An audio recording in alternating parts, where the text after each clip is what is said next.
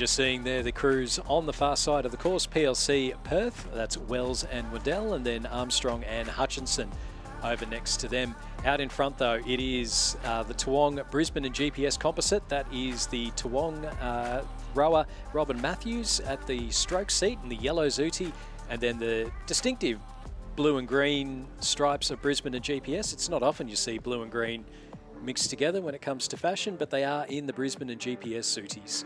The old blue and green should never be seen was the old saying, but rowing club with a great history and looking to further their involvement in this under-19 women's double scull by claiming a top 2 spot to go through to the semis.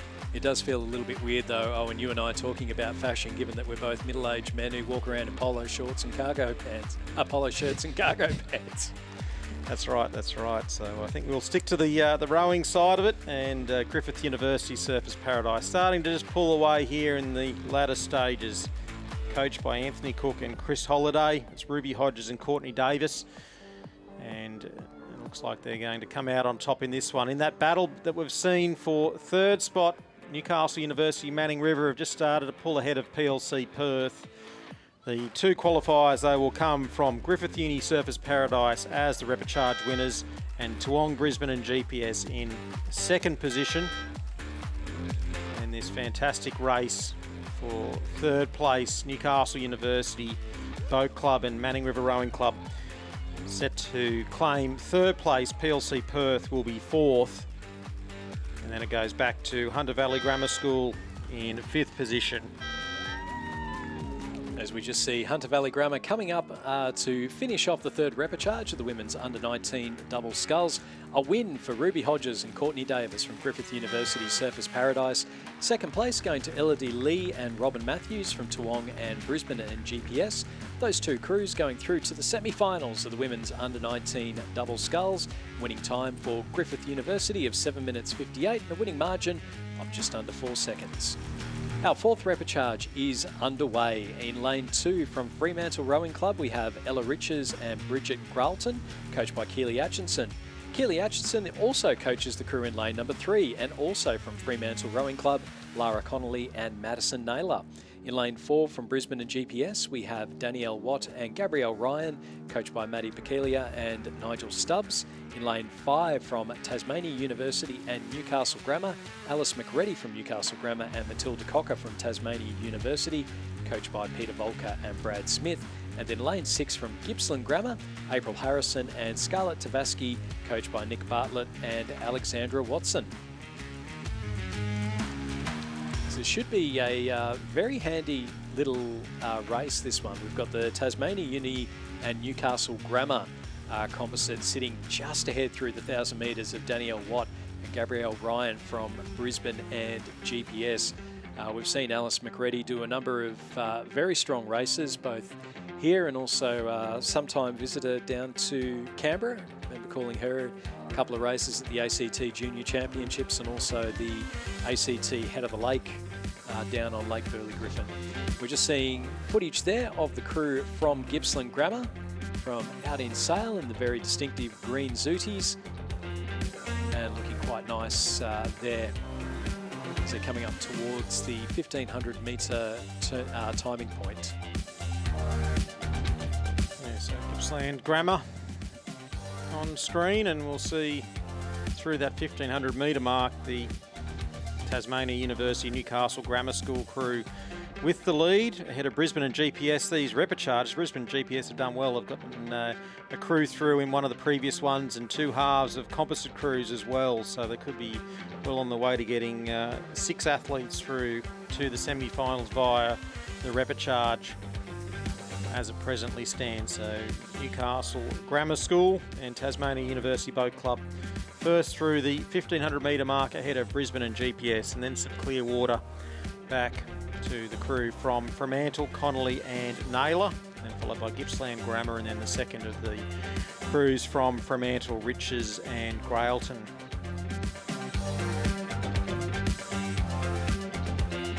As we go back now to the view from the BRO boat, and you can see there they were just having a look at the 2 Fremantle crews over in lanes 3 and 2. But our leading crews in lanes 4 and 5. So it's the Tasmania University Newcastle Grammar composite. As we just see there, that looks to be one of our Fremantle crews over in lane number 3. So Brisbane and GPS, as you say, Owen, it sets them up really nicely for the next few years with a number of underage athletes coming through.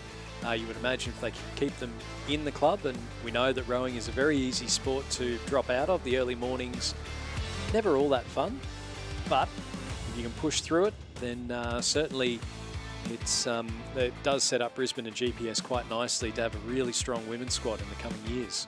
Yeah, they've had some times where they've been a very dominant junior club, probably going back about 10 or 11 years ago when Maddie Edmonds was I think one of the juniors there. They had Gabby Cookler and a lot of those youngsters, so they're a club with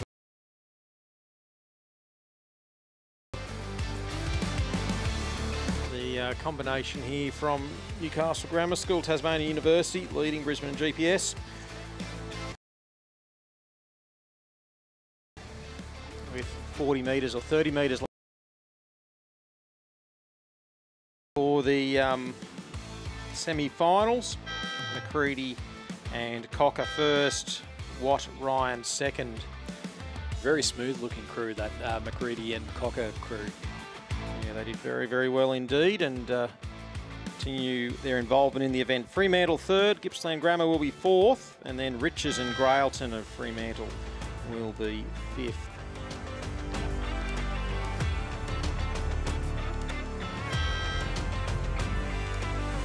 So confirmation of the results as we just see our final crew crossing over the line of the fourth repechage for the women's under-19 double scull. A win for Alice McCready from Newcastle Grammar and Matilda Cocker from Tasmania University.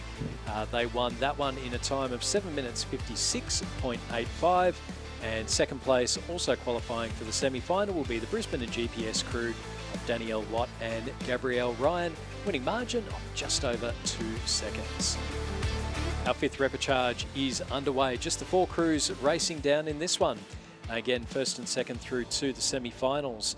In lane 2 from Rockhampton Grammar, we have Maeve Burnett and Greta McCosker, coached by Rob Fay. No commercial rowing club crew in this one. Lane 4, we have a Buckingham Mersey composite of Lily Barker and Poppy Kennett. In lane 5, a Fremantle West Australian composite of Alessia Sirocco and Emma O'Neill. They're coached by Alex Thompson and Stefano Belosso. And then lane 6 from Pembroke School in South Australia, Lara Kidman and Evelyn King, coached by Matthew Nielsen and Sally Martin. For 2 spots to progress.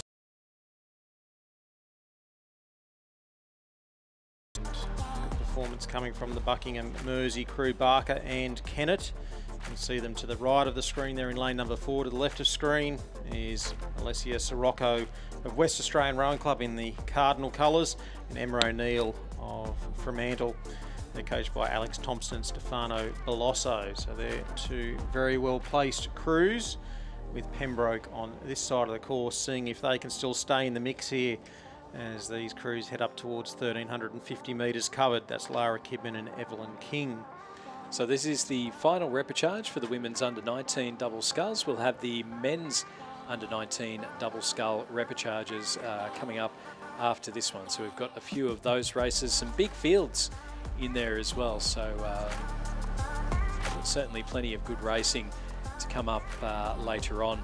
It is the Tasmanian composites that's sitting quite nicely out in front at the moment. Lily Barker and Poppy Kennett. And they're sitting ahead of that Fremantle West Australian composite of Alessia Sirocco and coaches all riding down alongside. Just a reminder that it is still compulsory to wear helmets if you are here at the Sydney International Regatta Centre. Last thing you want is to get a nasty little fine as a memento of your stay at the Australian Rowing Championships. Or even worse, if you're distracted and looking at the racing, and I've seen it happen before, people falling over handlebars and the like. So certainly be safe when you're out there on the. In the boats, it's Buckingham Mersey that is extended their advantage in that third 500 metres. They're looking very much assured of a spot in the semi-finals, Barker and Kennett. And we have Sirocco and O'Neill in second spot. These margins just extending out, so over 9 seconds between first and second, and a further 9 seconds back to third, and then an even larger gap to Rockhampton Grammar in fourth position. So it's looking a little bit processional here as they start to make their way up towards the 1750 metre mark, the leading boat from Buckingham Mersey. Now we're just seeing the wind just starting to pick up a little bit. We can see the flags over near the podium just swirling around a little bit, maybe wind coming in from the north. It has changed directions a few times. It's sitting at about 10, 11 k an hour at the moment, so still very, very rowable out there. But it can just make conditions a little trickier. Well, I mean, we've been very lucky so far. The conditions over the last couple of days, apart from the heat, have been absolutely fantastic. And you can see there the footage of this Tasmanian crew, Barker and Kennett. Certainly not bothering them. They would be absolutely loving this at the moment, looking very comfortable out in front there in lane number 4. Yeah, they'll take a fair bit of confidence into the semi-finals as a result of taking out this repechage. West Australian Fremantle crew looks set to join them, so they're the top 2 in this one. It's pretty clear cut. One crew from Tasmania and one crew from Western Australia will be the 2 that remain in this event. Barker and Kennett. Buckingham Mersey take out repechage number 5 of the under-19 women's double scull. Fremantle West Australian Rowing Club will be second. They'll be followed home by Pembroke School from Adelaide in South Australia and Rockhampton Grammar School, Maeve Burnett and Greta McCosker, set to finish in fourth to conclude the 5 repechages of the under-19 women's double scull. And I think we're set to hand over to Richard Dorstein and Chris McCarthy for the next hour or so.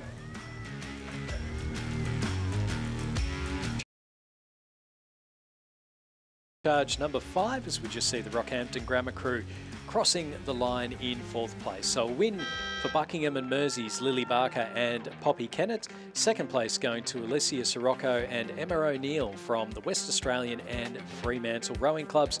Winning time of 8 minutes 2.44 and a winning margin of 16.49 seconds. The crews on the screen now are the first repechage for the men's under-19 double sculls. First and second through to the semi-final, with the rest eliminated from this event. Lane 1 from Nudgee College, we have George Curry and Will Enders. Lane 2 and Tom Herborn. Lane 3 from Launceston Grammar, Monty Brown and Charlie Toll, coached by James Cumming and Jack Barrett. Lane 4 from the Southport School, Matthew Coleman and Samuel Butler. Lane 5, we have Radford College's Ewan Gregg and Hamish Whittier. They're coached by Will Hatcher, Mackenzie Moore and Gordon Marks. They're also the 3 coaches for the crew in Lane 6, also from Radford College, Hamish Gaydon and Hamish McKee. And Lane 7 from Gregory Terrace and Griffith University Surfers Paradise, Matthew Leskew and John Nolan, coached by Duncan Free and Christopher Holliday, as we welcome Richard Dorstein back into the commentary box. And Richard, we heard the comments. Heard a comment from Owen a little bit earlier on.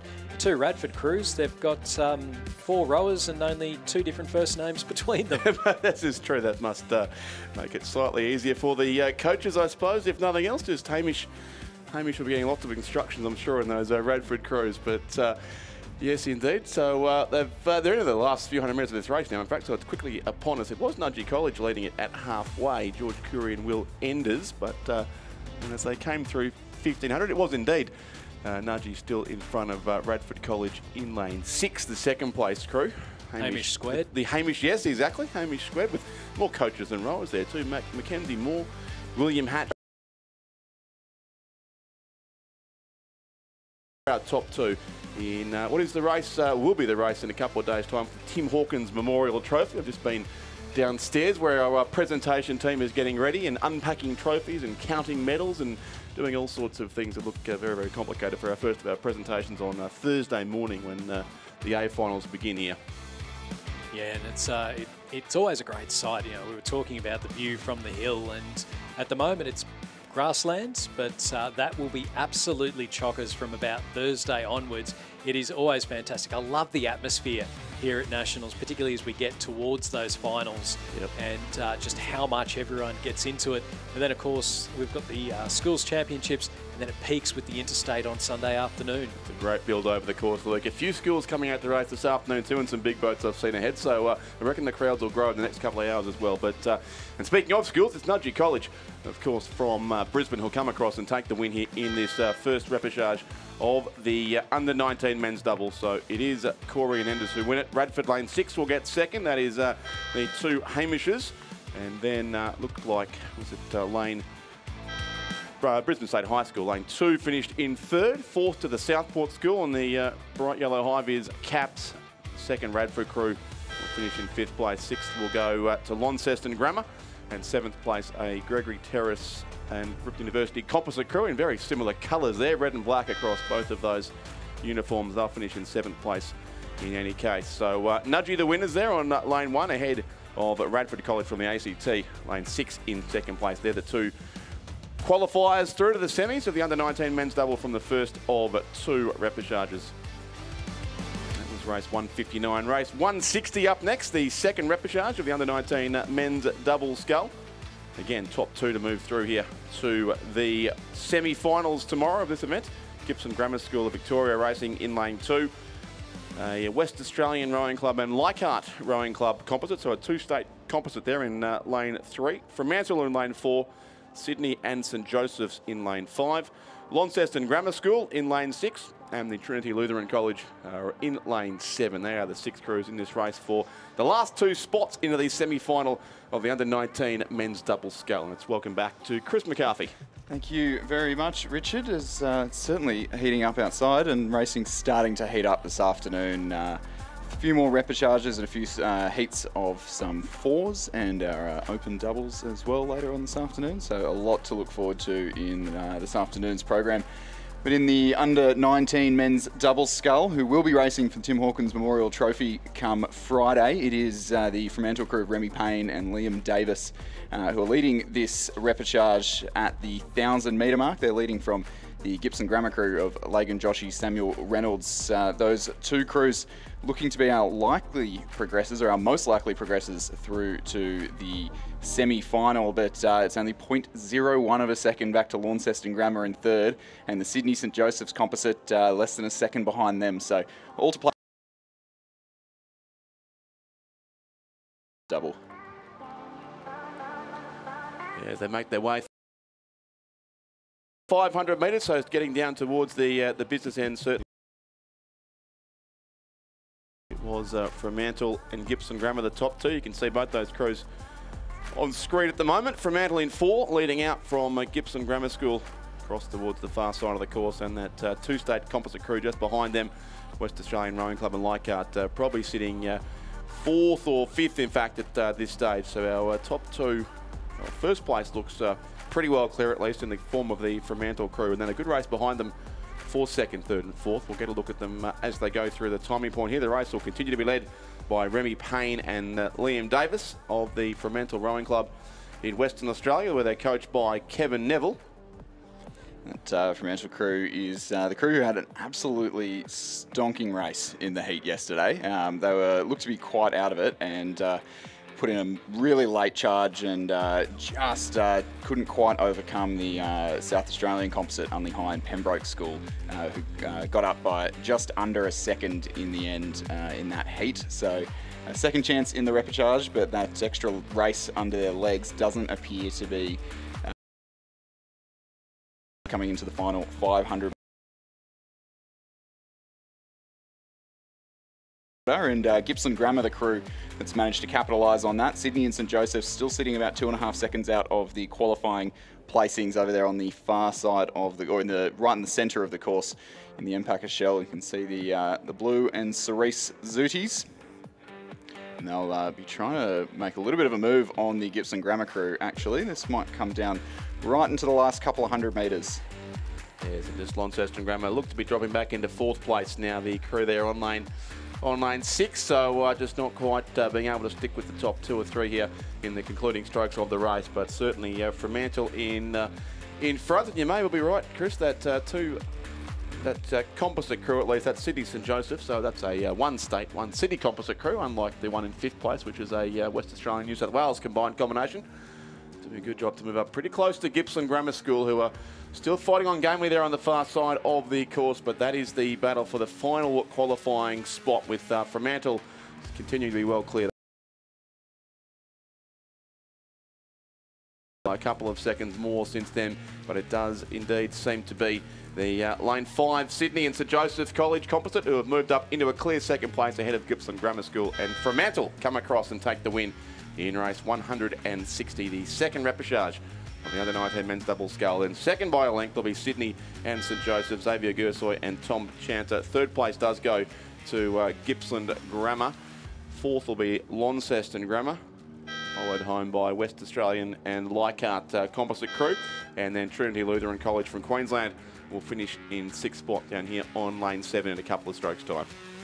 Winning time for that one, 7:05.59, and the margin 5.71 in the second of our 5 heats of the under-19 men's double scull.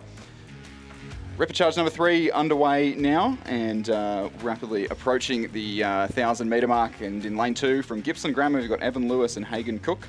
Lane 3, Melbourne High's Zanzing Yang and Tomoki Golek.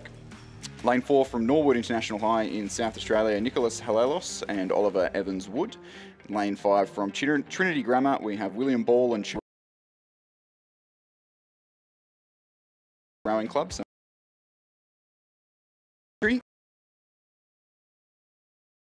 And Melbourne High in lane 7, Sam Eberbach and James Lau.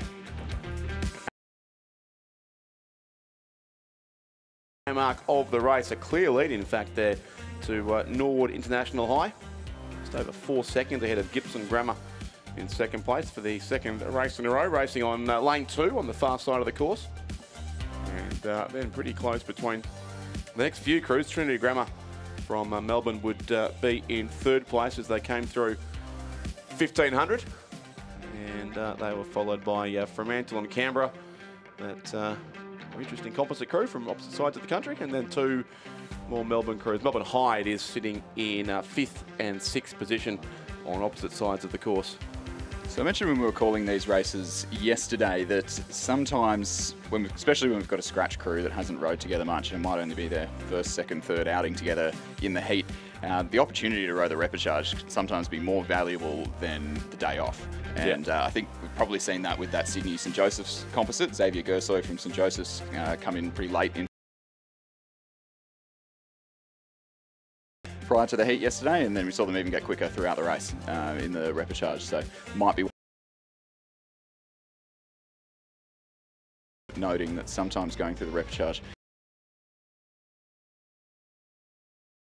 Right, and we saw that in a few of the single sculling events earlier today as well, where some of the athletes who looked to struggle in their heats at the opening race of yesterday's program came through a lot better in their second outing on the course this morning, and went easily on and through into the semi-finals. So it is often the case to try and I guess build the performance of these athletes as they go through the course of the week, and aim, of course, for their best performance on the days when the medals are handed out later on.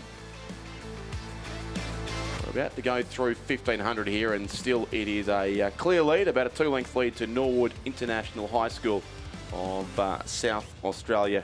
Nicholas Halulis and Oliver Evans Wood there in the boat for Norwood International, coached by Brenton Terrell and Alexander Worthington. Gippsland Grammar School still do sit in second. Evan Lewis and Hagan Cook, who are coached by Henry McLeod and Helena Singleton. And third was the Trinity Grammar School from Melbourne. That's William Ball and Charlie White, coached by Jackson Harrison and Lachlan Goller.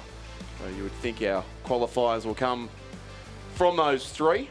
Well, So the Gippsland Grammar crew in the previous race were sitting in the exact same position, even down to the lanes and the margin within a tenth of a second and they'll be at the 1500 really? metre mark. Same times too. The margin was 2.48 back to third at the 1500 in the last race. They'll be hoping not to repeat and so still a chance for something to happen, although it doesn't look like the crew in the centre of the course from Trinity Grammar are quite making too many inroads. I won't speak too soon as they lift their rate and start to push for that last qualifying position. Yeah, it may be a case of history repeating itself, because Trinity Grammar certainly have got their boat moving pretty quick now. Those yellow blades moving fast in the centre of the course. They still sit, well, they're making up some ground in our race leaders from Norwood International High, and would be very close to be on terms now. I'm going to be in trouble for a commentator's curse here. Indeed, you've just given them the... yes, it's not looking good for Gippsland Grammar School now. Trinity have gone pretty much straight past, I reckon, and have definitely got their boat in front in second place. So it is going to be Norwood International High still in front by about 2 lengths, but Gippsland Grammar School just fading again late on their run to the line, and Norwood International High take out Repechage 3 by a bit under 2 lengths in the end, but a good finish from Trinity Grammar, taking a clear second place. Gippsland Grammar School in third place. Again, after looking pretty much home with 500 to go. Fourth place will go to Fremantle and Canberra. Fifth then will be the 2 Melbourne High combinations. It'll be lane 3 finishing in 5th place, and lane 7 will finish in 6th. Very tight between those 2 crews from Melbourne High. But Chris, you picked that one from 500 out. Yeah, I think there might be some upset people from Gippsland Grammar. I mean, that was a bit of a textbook commentator's curse there, so my apologies. But winning time there, 7 minutes, 0.37, a little bit quicker than the second repechage, Norwood International High and Trinity Grammar through to the semi-final. As the 4th of our 5 repechages make their way down the course.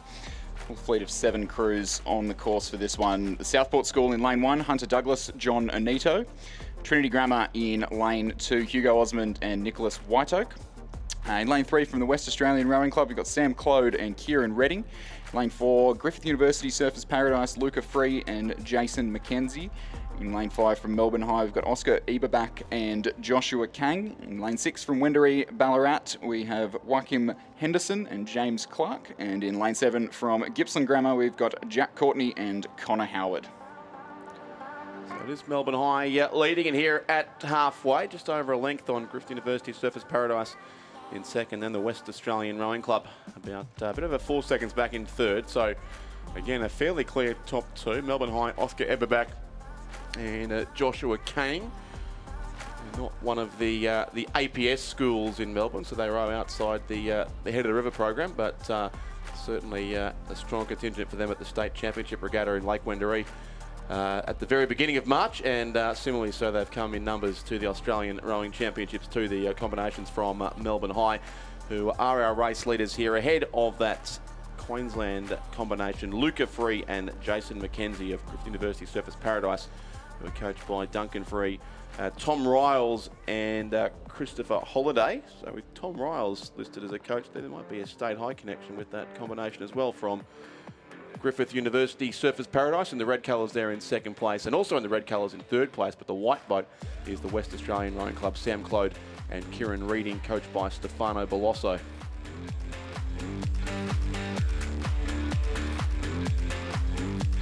Melbourne High crew looking very tidy out in the lead. They've got the rate up a little bit higher than the rest of the field, but nice and direct at the catch and making the most of all their momentum as they hold off that crew from Griffith University Surfers Paradise. The margin's not it's not massive as we approach the 1500 metre timing points. Still a little bit of overlap. Pretty much a neat boat length clear there for Melbourne High, who was other 2 crews in this event missed out on the semi-final in the last repechage. So Melbourne High looking to get at least 1 crew. They've got 1 in the next repechage as well through to the semis. So 2 seconds the margin at the 1500 metre mark to Griffith University Surfers Paradise. Our top 2 crews, those 2 looking the best chance to qualify to the semi-final, about 4.2 seconds clear of the West Australian Rowing Club crew. Wendouree Ballarat, Trinity Grammar, Southport School and Gippsland Grammar. The order for the remainder of the field. I think in this race, Gippsland Grammar School do look to be safe from your curse in this particular one, Chris. They are back in 7th place on the other side of the course, this time on lane 7, but great to see a number of entrants from Gippsland Grammar across the field here in the under-19 men's double scull. They had a very successful weekend at the head of the schoolgirls, Gippsland Grammar School, taking out the open quad scull for the first time in 14 years. So no doubt that program on a high after that result, and they're also here in numbers too at the Australian Rowing Champions. Another school that's not afraid to travel, clearly based in Sale in Eastern Victoria. Every regatta you go to is a bit of a trip, so whether it's to Melbourne or to Canberra or here in Sydney, they certainly travel far and wide to race. But Oscar Eberbach and Joshua Kane here being challenged late by Luca Free and Jason McKenzie. Eberbach and Kane were the bronze medalists at the state championships in Victoria in the schoolboys double scull, but looks like they're going to be rode through here late in this race. They'll still qualify for the semi-final regardless, but Luca Free and Jason McKenzie, just a bit too much speed here in the closing strokes. Also the West Australians in lane 3 coming home quickly on Melbourne High, who will have to lift for a couple of strokes or risk getting rode through here. It's going to be a win to Griffith University. Surfers Paradise lane 4, second will be tight on the line. That is a photo. Maybe Melbourne High just, Chris, you're closer to the line than me, but... So Melbourne High just faltering at the last second. A strong finish from West Australian Rowing Club, no discredit to them. Probably weren't going to get through until that mistake from Melbourne High, which under pressure can happen. And but they just got moving again, and it was sort of trading bow ball for bow ball in the surge. I want to say maybe West Australian Rowing Club just... Ignore what's on screen right now. I don't think there's a second between the two, but that'll get...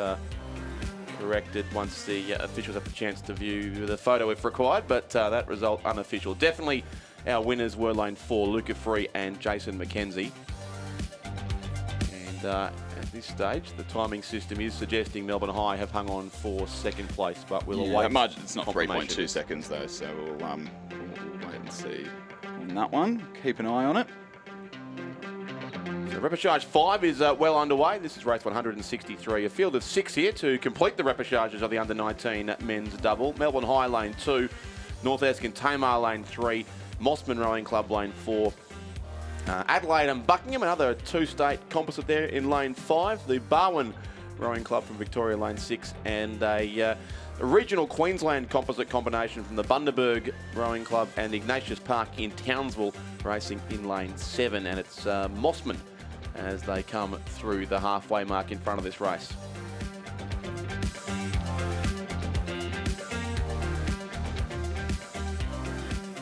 William Robertson and Tobias Elias there for Mossman, coached by Tom Schranko and Kieran Kabelke, were the race leaders after 1,000 metres. Barwon in second place on lane 6. That is Luca Mercury and Elliot Renton-Gibb. And in third place was that composite crew of Beau Furlong from the Buckingham Rowing Club of Hobart and Igor Zarubin from the Adelaide Rowing Club in third place at the halfway mark as we go out in the course and have a look at the Queensland composite crew. That's Thomas Bartels of Ignatius Park in Townsville in the bow seat of the boat, and Logan Cavill from the Bundaberg Rowing Club in the stroke seat there, coached by Harrison Parks and Rodney Dick. The combination there, not sure how much training together those two would have done, being Bundaberg and Townsville, despite both being in Queensland, are not just up the road from each other. So this Mossman crew, who are currently leading, another crew that had an absolute ding-dong race in the heats, took it right to the line, and I think it was actually they were leading for the majority of the race, and Radford College with a spectacular finish in that heat came from, I want to say about 3 lengths behind, and just completely caught them by surprise and got over the line by 0.38 of a second. So that Mossman crew, William Robertson and Tobias Elias, having to row the repechage, but a chance to make a few improvements, and I'm sure they won't be caught napping at the finish again. They'll be certainly a little bit more wary of especially that Radford crew, but not that second race, that tight race, not seeming to phase them. 3.2 seconds up in the lead at 1500 from Barwon. The Adelaide Buckingham crew 2.3 seconds behind at that third timing point. So well within striking distance, as we've seen in the last couple of races. make sure to bring the results of the previous repechage once we have them. I've kept pressing refresh and nothing's come through yet from that previous race. So we'll find out shortly who did get the second and final qualifying spot. So it's 3 boats well clear here too in the middle of the lanes in repechage 5. We'll see if it's going to be another 10th finish if Adelaide Buckingham can get moving late, but it does look like a clear lead to Robertson and Elias of Mossman, as it's been for most of the race.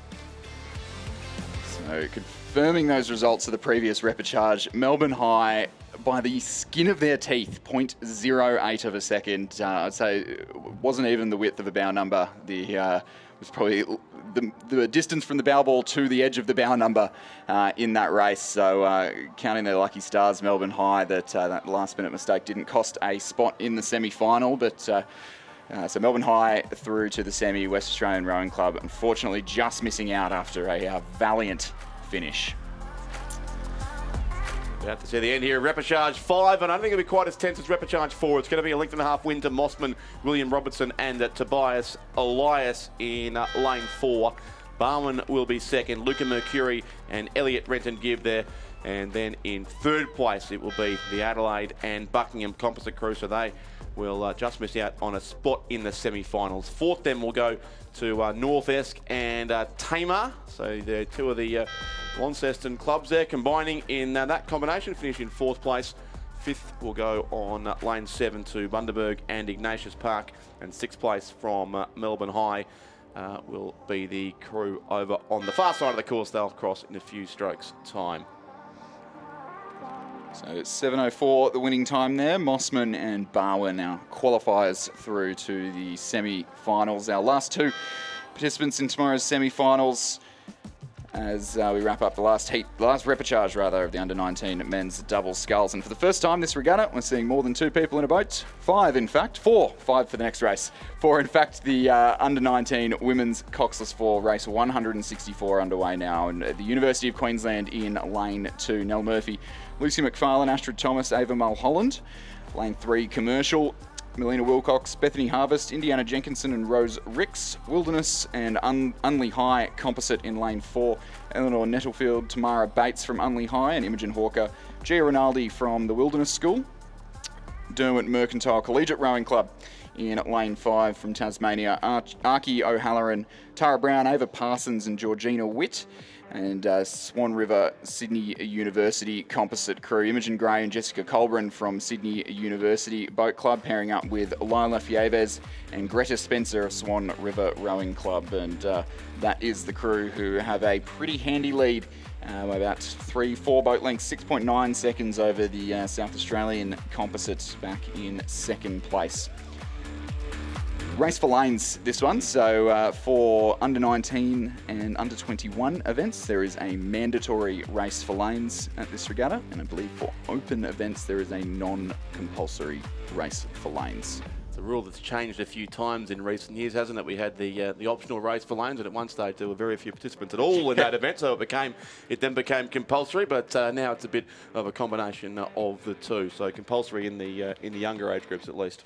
Yep, so this leading crew, we've got Imogen Gray, Jessica Colburn from Sydney University Boat Club. They were the state champions of New South Wales in the under-19 pair a couple of weeks ago by about 12 seconds. Not really pushed in that race, and haven't been pushed in the heats of the under-19 pairs at this regatta either. They took out their heat by a pretty similar margin. The West Australian pair that are sitting up in the bow, I believe, of this boat, Lila Fiesa and Greta Spencer.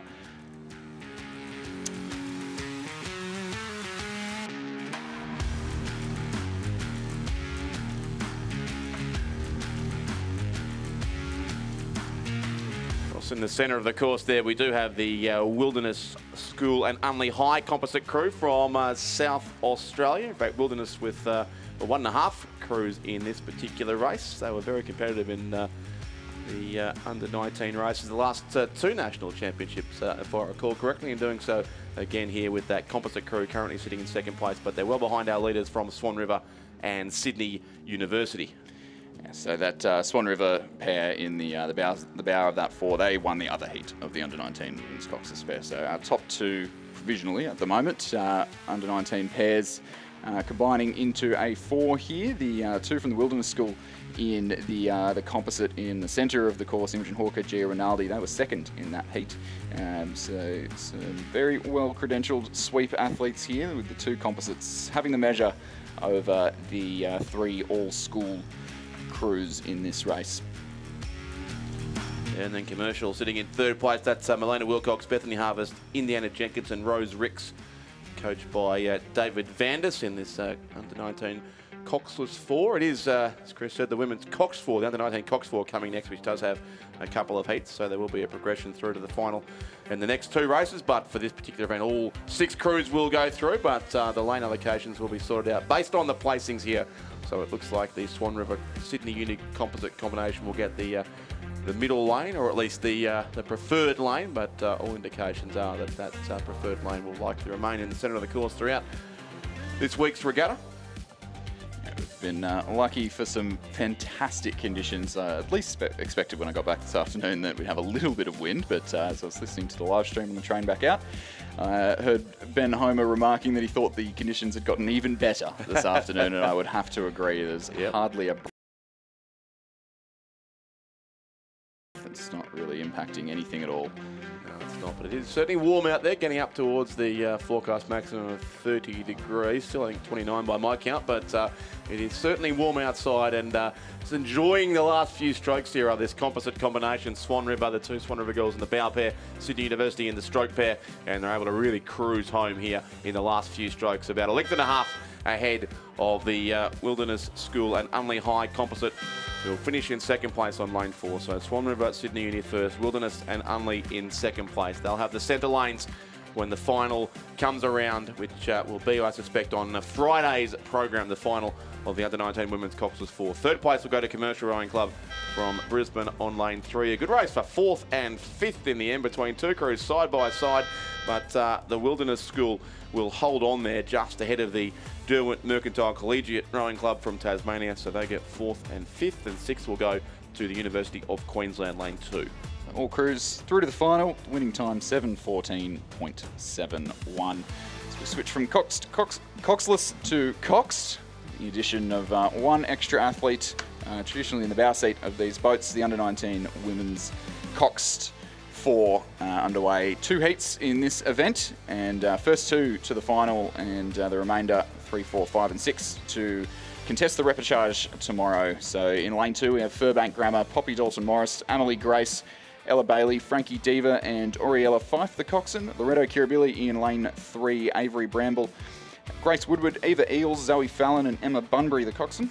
A composite in lane 4 between Pembroke School, Scotch College, Adelaide, Unley High and Loretto College, Marriotteville. Fern Rosenbauer from Loretto Marriotteville, Felicity Cox from Unley, Eleanor Arundel from Scotch Adelaide and Poppy O'Mahony from Pembroke, Sophia Taib the coxswain. Scotch College Adelaide and all Scotch College Adelaide crew in lane 5, Isabella Naish, Stella Spalvins, Alyssa Casey, Alyssa Bailey, Emma Venus the coxswain. PLC Perth in lane 6, Georgia Flier, Jessica Nixon, Grace Turnbull, Hannah Burgesson and Charlotte Kestel the coxswain. Wendouree Ballarat in lane 7, Emma Gowans, Daisy Walsh, Meg Lynch, Georgia Miller and Grace Bales the coxswains. We get a good close-up of the yellow zooties of Furbank Grammar on the far side of the course there. Familiar shade of gold to the volunteer shirts at this regatta, I think, too. Ben was asking me to name the shade of yellow before, but you know, in any case, it does look quite similar to Furbank gold.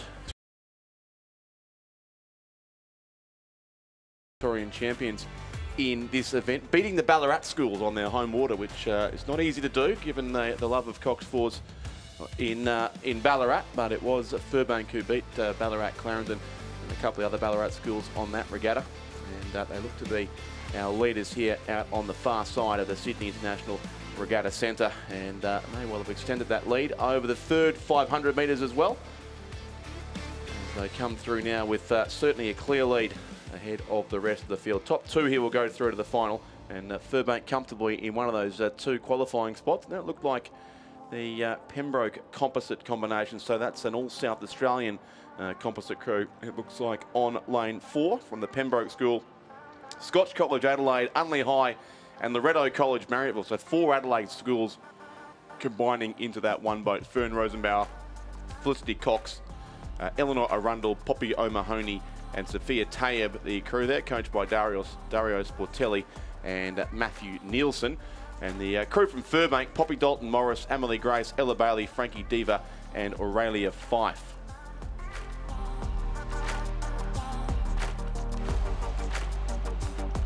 Wendouree Ballarat racing in lane 7 as well. Speaking of crews from Ballarat in Cox 4 events, and not too far away either from that Pembroke School composite combination. That's the crew on lane 7. Emma Gowans, Daisy Walsh, Meg Lynch, Georgia Miller, and Grace Bales, coached by Brad Butel and Paul Blanchfield there in the red colours, closest to the grandstand side of the course. So we're back to heats now this afternoon. There's no seeding of these races, all randomly drawn, and our leaders spread right across the course here from lanes 2 to 7 as we look for 2 crews to go through to the final here. The top 2 directly through to the final from this first heat, and the rest of the field through to a repechage tomorrow.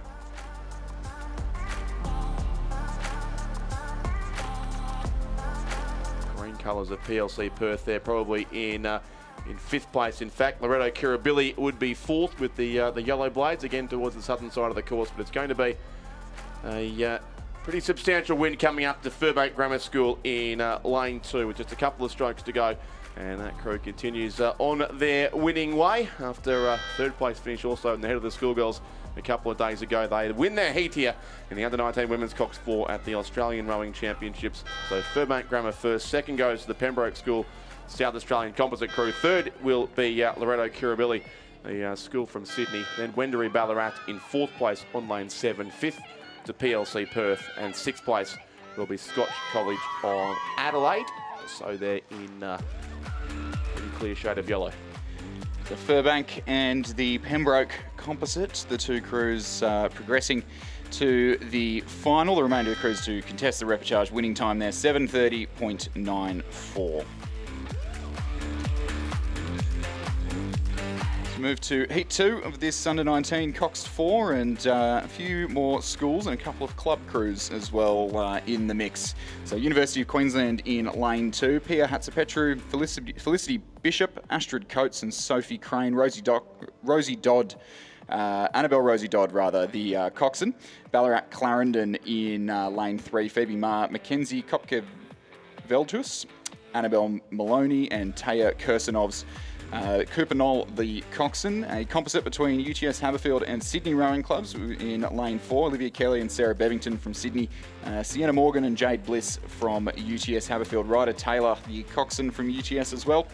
Unley High in lane 5. Scarlett Shanks, Emma Luscombe, Isabel Petrie, Claire Emerson and Miska Van Warmelo, the coxswain. St Catherine's School from New South Wales, Chelsea Baker, Isabel Yardley, Madeline Swain, Layla Gaston, Jasmine and Bella, the coxswain, and Queenwood in lane 7, Brooke Cuttons, Zara Taylor, Gemma McLaren, Addison Rolls, Melody Yin, the coxswain. So it's pretty well credentialed crews in this race. Those 2 UTS girls in the UTS composite both been performing really well in the single scull.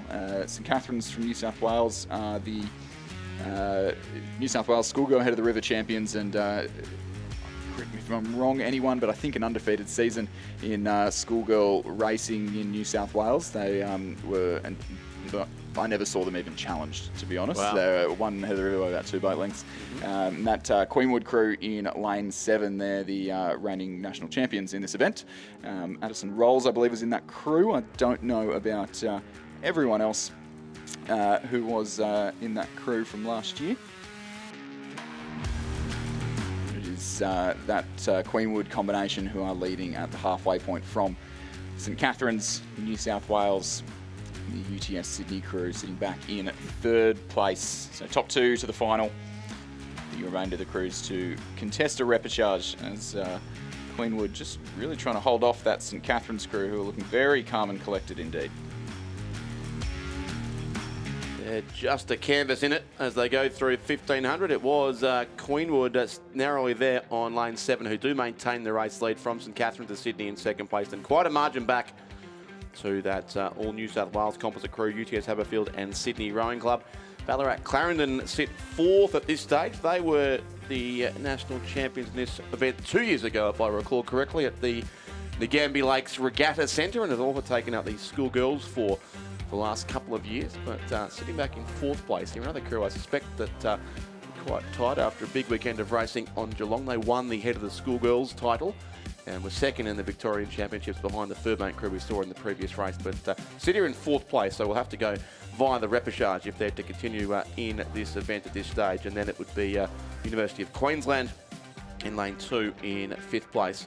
And Unley High from South Australia, lane 5, who sit in 6th position. But it's these two Sydney crews, Chris, who are still fighting it out all the way down to the finish line. It looks like Queenwood and St Catharines.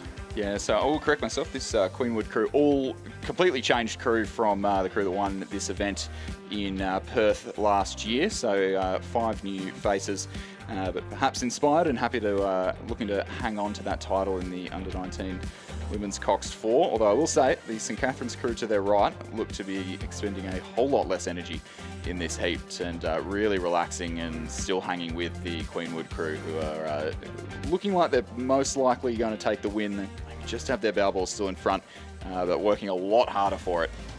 See if Queenwood put in a few big strokes in the last 100 metres or so. Might actually be really tight down to the line, so Queenwood have just got their bow balls in front. Doesn't look like St Catharines are going to do anything to overcome that, but both crews safely through to the final. Queenwood with the win, St Catharines second by just a couple of metres, and 3 or 4 boat lengths back to the UTS Sydney Composite crew in lane 4. They'll have to go through the repechage, as will the crew in lane 3 from Ballarat Clarendon. Across the line in 4th place, University of Queensland in 5th, and Unley High. 100 metres to go to round out the field in 6th place. So a different approach to the heats there for those top 2 crews, but certainly was Queenwood going through narrowly in front. St Catharines untroubled in 2nd place. They'll both qualify directly through to the final on Friday of the under-19 Women's Cox 4. 3rd place, UTS Haberfield and Sydney. 4th to Ballarat Clarendon. 5th, University of Queensland. 6th, Unley High. 7:23.37 is the unofficial winning time, and there was just 0.92 seconds between those two Sydney schools as they crossed the finish line in race 166. To the under-19 men's Coxless 4 now, and this is once again, as with the women's event, is a race for lanes. Just 4 boats entered in the event. And in fact, just 3 boats, it appears, on the course, with no appearance from Nudgee College in lane 6. So 2 crews from South Australia, St Peter's College in lane 3 and Prince Alfred College in lane 4. 2 of the traditional rivals from the South Australian rowing program. And it is a Brisbane-Sydney composite combination in lane 5, University of Queensland and St Augustine's College in that particular crew. And that would be our race leaders too, as they head up towards, in fact, through the halfway. Stevens and Samuel Forbes from University of Queensland in the bow and stroke seats of the boat, it should be. And the 2 St Augustine's rowers in between, Jason Cow and William Pender. They are coached by Randall Martin, Judith Ungamark and Phil Bourguignon, that composite crew, and they maintain a handy margin of a couple of lengths, it would be, over Prince Alfred College in 2nd place. Sam Snell, Jack Wilkin, Samuel Remledge and Max Garnett, coached by Nathan Bowden. And then St Peter's College from Adelaide, they're in 3rd. Vincent Baroni, Lawrence Anderson, George Griffith and Hugh Hazel. So like we saw in the Women's Coxless 4, a race for lanes, and probably a similar situation for our leading crew, where it's most likely a combination coaches have gotten together in an attempt to, they'll be looking to take to the junior trials in a couple of weeks, and all things going to plan, get that crew over to the Junior World Championships in Canada at the end of the year. Well, not end of the year, mid to late year. It is a little bit later than normal. Yeah, the St Catharines rowing course in Ontario, right near Niagara Falls. In fact, virtually on the border between the USA and Canada. That the picturesque course in the Great Lakes area between those two countries. Be a nice place to visit for a World Championships in a few months' time, Chris. It would. I've been there in the winter, and I would think it's a lot nicer in the summer. Yes, me too. I've only ever been to Canada in midwinter, and it's a cold country at that time of year. But I believe it's very nice. I have some good friends who live actually in Toronto, so not too far from St Catharines, and they assure me that summertime there is a delightful time of year. Delightful race, but here for this combination from UQ and St Augustine's, but as you suggested, Chris, they've probably not trained a great deal together until recent weeks or possibly days, but getting a good row here over the course before the final of the under-19 men's Coxless 4. And coming at them late is the Prince Alfred College combination from Adelaide. The steering just a little bit out in that PAC crew, I think, getting quite close to the edge of their lane as they move quickly up on our race leaders and look like they want to take the win here. Prince Alfred College, they've gone well clear of St Peter's, certainly. Yeah, really racing to the line. It doesn't look like the St Augustine's and UQ composite are really quite racing it as hard, but I'll just have to look out and put in a couple of harder strokes at the end to make sure that they do take line honours in this race for lanes in the under-19 men's Coxless 4 out of Prince Alfred College. St Peter's over in lane 3 in third. So they'll all get to do it again in 3 days' time. The final of the under-19 men's Coxless 4, but the University of Queensland St Augustine's composite crew will have the middle lane on that occasion. They get the win. Prince Alfred College in second place and St Peter's of Adelaide in third in race 167. As we go from the Coxless to the Coxed 4, the under-19 men's Coxed event up next. A Scots College of Sydney and St Augustine's composite is in lane 1. Scotch College from Adelaide are in lane 2. Unley High also from Adelaide in 3. PAC, 3 South Australian crews in a row there in lane 4.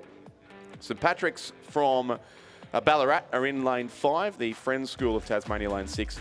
And Prince Alfred College, again from South Australia Racing, in lane 7. So 4 crews from the Adelaide schools in this first heat of 2 in the under-19 men's Cox 4 event. Yeah, and quite a number of Adelaide crews in the women's event just earlier as well, so good showing from the South Australians. This Prince Alfred crew, I would assume by the coach of Nathan Bowden, would be half of their first 8 who came second at the South Australian Head of the River a week or 2 ago, actually just over the weekend I believe, in what looks to have been, I've only seen the results and not any footage, but I think the top 3 crews were separated by about a second and a half. Wow. So it seems like a great race, maybe not so great if you're Prince Alfred and just missed out on the win by I think less than a second. So, but here in Coxless 4s at the National Championships, and I believe entered in the Schoolboy 8 to contest the Barrington Cup later on in the weekend. Yeah, unfortunately not as big a field in the Barrington Cup this year with the absence of the Victorian schools, because their Head of the River is still coming up next Saturday in what I'm assured was an unavoidable scheduling clash, but it has made it obviously very challenging, in fact impossible, for the APS schools from Victoria to be both here at the National Championships and at the Nagambie Lakes at the same time. Well, it was done a couple of years ago by Scotch College. Yes. However, having 2 separate boats and flying up here, back down for Head of the River and then back up here, does sound to me like a very costly exercise. It was extravagant, yes. Well, it could be, and also I believe the schedule has changed a bit since then. It was possible in that year. I think it was 2016. They were able to and then have Saturday off before the final on Sunday, but as it turned out, they finished 3rd in both events, so I'm not sure it was the most productive weekend in any case. So I think they've learnt from that, and the APS schools were sticking to their own Head of the River at Nagambie this Saturday rather than racing here, which does give opportunities to some other schools, I suspect, to compete in the A final, in the absence of certainly of Scotch College and some of the other. Brighton Grammar School having a very good season as well. And I mean, we saw a fantastic result in the Schoolboy 8s at the GPS 8s at Head of the River, and the Joseph's a little bit out in front, but the rest of the crew is very, very tight finish, and I think the Schoolboy 8 is going to be a really fascinating event this year. Always one of the highlights of the regatta. The final will take place just on late on Sunday morning, just before the interstate regatta begins. The schoolgirls and schoolboys 8s, and then I think the club men's and women's 8s too will be the last of the national championship events before the interstate regatta on Sunday afternoon. Now, speaking of close finishes too, this St Patrick's Ballarat crew, not to be confused with St Patrick's of Townville, but St Patrick's Ballarat won the head of the lake. This combination here of Ned Bennett, Angus Murphy, Paddy O'Brien, Henry Rayner and Jarvis McLean, coached by David O'Doherty. They went up for the first time in 6 years at Lake Wendouree about a month ago by just 0.18 of a second. Their win over Ballarat Clarendon, who had a great match race down the 2,000 metre course at Lake Wendouree. So the crew informs St Patrick's of Ballarat, and they mightn't have to quite put on the same sprint finish we saw that day at Lake Wendouree, because they're about a length or so clear of the Friends School from Tasmania in second place. Remy Ziegler, Thomas Campbell-Jones, Sebastian Anderson, Henry Manning and Izzy Leckie coxing that crew, coached by Ian Jordan. It's the top two to go through to the final directly, and they look to be our qualifying crews at this stage. St Patrick's continuing to lead and probably extending out now to a couple of lengths on the crew from the Friends School. Third to be tight, Prince Alfred College or Unley High on the other side of the course in the Battle of the South Australians. We'll have to resume that battle in the repechage, because St Patrick's and Ballarat are going straight through to the final of the under-19 men's Cox for a 2-length win over the Friends School from Tasmania in second place. It will be tight for third and fourth. It'll just go, I think, to the crew on lane 7. Prince Alfred College will take third, fourth to Unley High, fifth place then Scotch College of Adelaide. It's the Scots composite on the far side. Scots and St Augustins will finish sixth for the New South Wales combination, and Prince Alfred College bring it home for the South Australians in seventh place, the first heat of the under-19 men's Cox 4 goes the way of St Patrick's College from Ballarat. Winning time there, 6 minutes 45. As the second of our 2 heats here in the under-19 men's Cox 4 progresses through the second quarter of the race. So over in lane 1, we've got Brisbane Boys College, Jonathan Sinclair Ford, Edward Tyne, Gray O'Neill, Stephen Fell, Campbell Baird, the coxswain, coached by Blaine Hesseltine. Scots College, an all Scots College crew from Sydney in lane 2. That's Henry Pursehouse, Samuel Stewart, Edison Lowe, Charles Brown, Conrad Lowe, the coxswain, coached by Amos Noon. Scotch College in Adelaide in lane 3, Nathan Derogi, Mitchell Lucas, Oliver Pern, Jack Blishek, Tom Wright, the coxswain, coached by James Steppelt. Ballarat Clarendon in lane 4, Stuart Hall, Max Mason, James Forsyth, Charlie McClure, Reece Belcher, the coxswain, coached by Ian Peel. St Peter's College from South Australia with 2 coxed 4s in this event in lanes 5 and 6. The crew in lane 5, Joseph Harrington, Hunter Ingham, Harrison Gray, Oscar Worm, Daniel Wickham, the coxswain, and the crew in lane 6, Archie Young, Joshua Thompson, George Wicks, Josh Myers, Lachlan Hunt, the coxswain, and in lane 7, Rockhampton Fitzroy Rowing Club, Jai Ol, Finn Parr, Tristram VC, Harry Brandt, and Layla Struthers, the coxswain, coached by Kim Byrne and Matthew Thompson, as the crew in lane 4 in the centre of the course from Ballarat. The metre mark, it looks like they've only extended that lead. Yeah, Ballarat Clarendon, who were the crew, narrowly beaten by St Patrick's in that head of the lake race in Ballarat a few weeks ago. But pretty sure, Chris, this crew also came to the New South Wales Championships and may well have won the event there too, if I recall correctly. I was listening to your commentary while also doing commentary at a regatta, ironically, at Ballarat that weekend. But many of the Ballarat crews, in fact, were up here racing, of course, here at Penrith as good practice for this regatta. Yep, I do remember calling that race, and I do remember that to be the case as I pull up the results to make sure that I am not feeding lies to the good people of the live stream. Ballarat Clarendon, yeah, Hall, Mason, Forsyth, McClure, 6:44 at the state championships by a few seconds over the King's School in that event, who I believe are contesting, possibly that same crew, going to be contesting the Schoolboy 4 later on as part of the Schools Regatta in the weekend.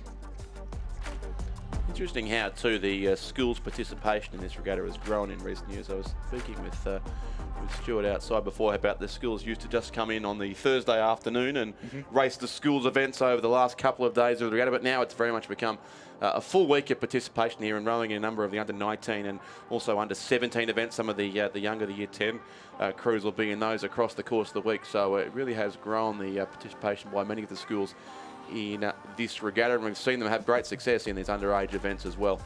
Yeah, I recall, so 10 years ago was my first nationals, and recall Scotch College from Victoria being one of the crews we were racing against, their 8 was contesting in the under-19 8 as well, and that was almost unheard of, that schools outside of the dedicated schools events in that year, and now it's pretty much the norm with this being entirely schools events, schools crews in this under-19 event. So a great opportunity as well for athletes who are outside of the first 8 sometimes in these schools to come down and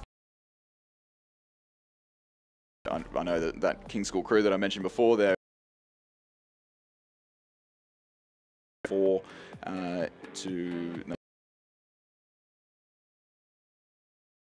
there's a little bit of that going on, particularly from the New South Wales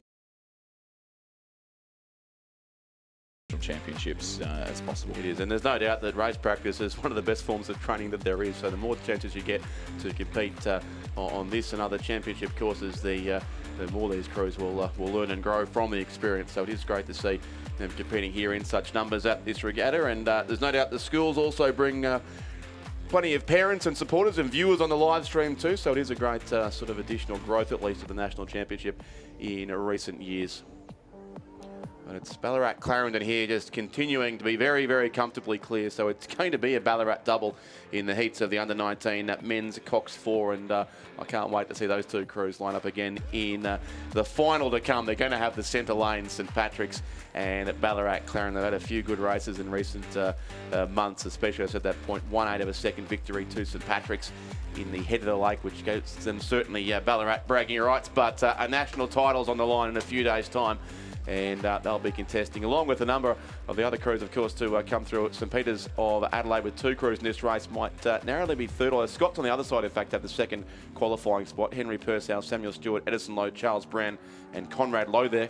But the Ballarat Clarendon crew comes across and takes the win. Stuart Hall, Max Mason, James Forsyth, Charlie McClure and Reece Belcher, coached by Ian Peel. So they are through to the final of the under-19 men's Cox 4 in the centre lane. Second will go to Scott's from Sydney, the Scots College second. Brisbane Boys College a third on the outside of the course. They will have to go into the repechage, along with lane 6, St Peters College Adelaide, with 2 crews in the race. So lane 6 will finish 4th, lane 5 will finish 5th.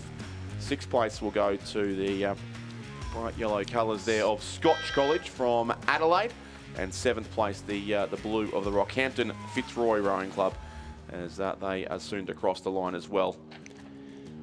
6:48 there the time, so about 3 seconds slower than the previous heat, but Ballarat Clarendon largely untroubled there out in front, a 9.20 second win.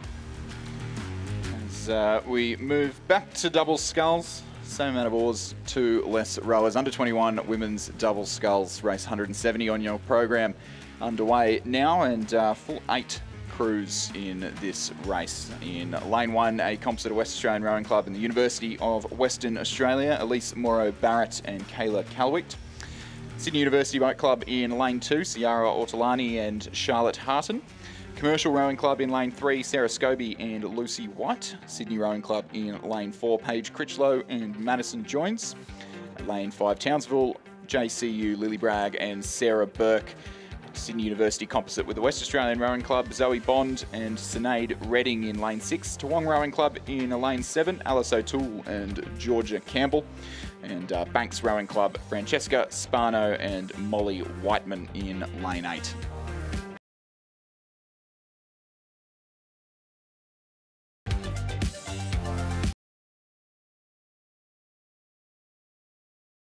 The draw, a late substitution, so that Sydney University composite that I called as being with Sinead Redding of West Australian Rowing Club appears to be actually, so still Zoe Bond from Sydney University Boat Club, but Zara Kafuri of Yarra Yarra partnering her, but the late substitution not appearing to impact their boat speed as they lead by 7 seconds at the 1,000 metre mark from the Sydney Rowing Club crew, but things a little bit tighter further back. Zara Kafuri having a very successful season in Victoria as well. She's the Victorian champion in the under-21 single scull, I think it was. So certainly a good substitution to have to go in there, along with Zoe Bond of Sydney University Boat Club. And they do look to be the pretty comfortable leaders there on lane 6, that composite crew.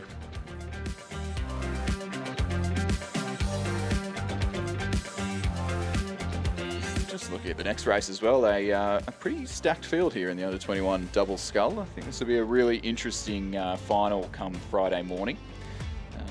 A pretty handy-looking Griffith University crew, as well as handy-looking Sydney Rowing Club crew and Mersey crew in the next heat. But the favourites from this first heat would be the composite of Sydney University Boat Club and Yarra Yarra Rowing Clubs. Zoe Bond and Zara Kafori really controlling the race now as they enter the last quarter, leading by about 3 lengths from Paige Critchlow. Madison joins of Sydney Rowing Club, Toowong's Alice O'Toole and Georgia Campbell, coached by Alex Field and Claire Raven in 3rd place outside of the qualifying spots. Top 2 straight through to the final. The remainder will contest the repechage tomorrow. Townsville JCU, Lily Bragg, Sarah Burke in 4th, Banks in 5th, the All Sydney Uni crew in 6th at that last timing point. Kayla Kilwit and Elise Morrow Barrett from Western Australia in 7th, and the Commercial Rowing Club crew in 8th at that 3rd timing point. Dealing with the big issues here, as I like to do. We did have the several Hamishes a few races ago in some double sculls, but Zoe and Zara are rowing together in this double. Not sure how many double sculls, but have 2 girls with a Z at the beginning of their first name on it. That's one that someone can maybe research later on. And in fact, there was one earlier today, I'm told. So there we go. Stuart John has been keeping an eye on everything happening at the regatta, so it's not as unusual as you'd think.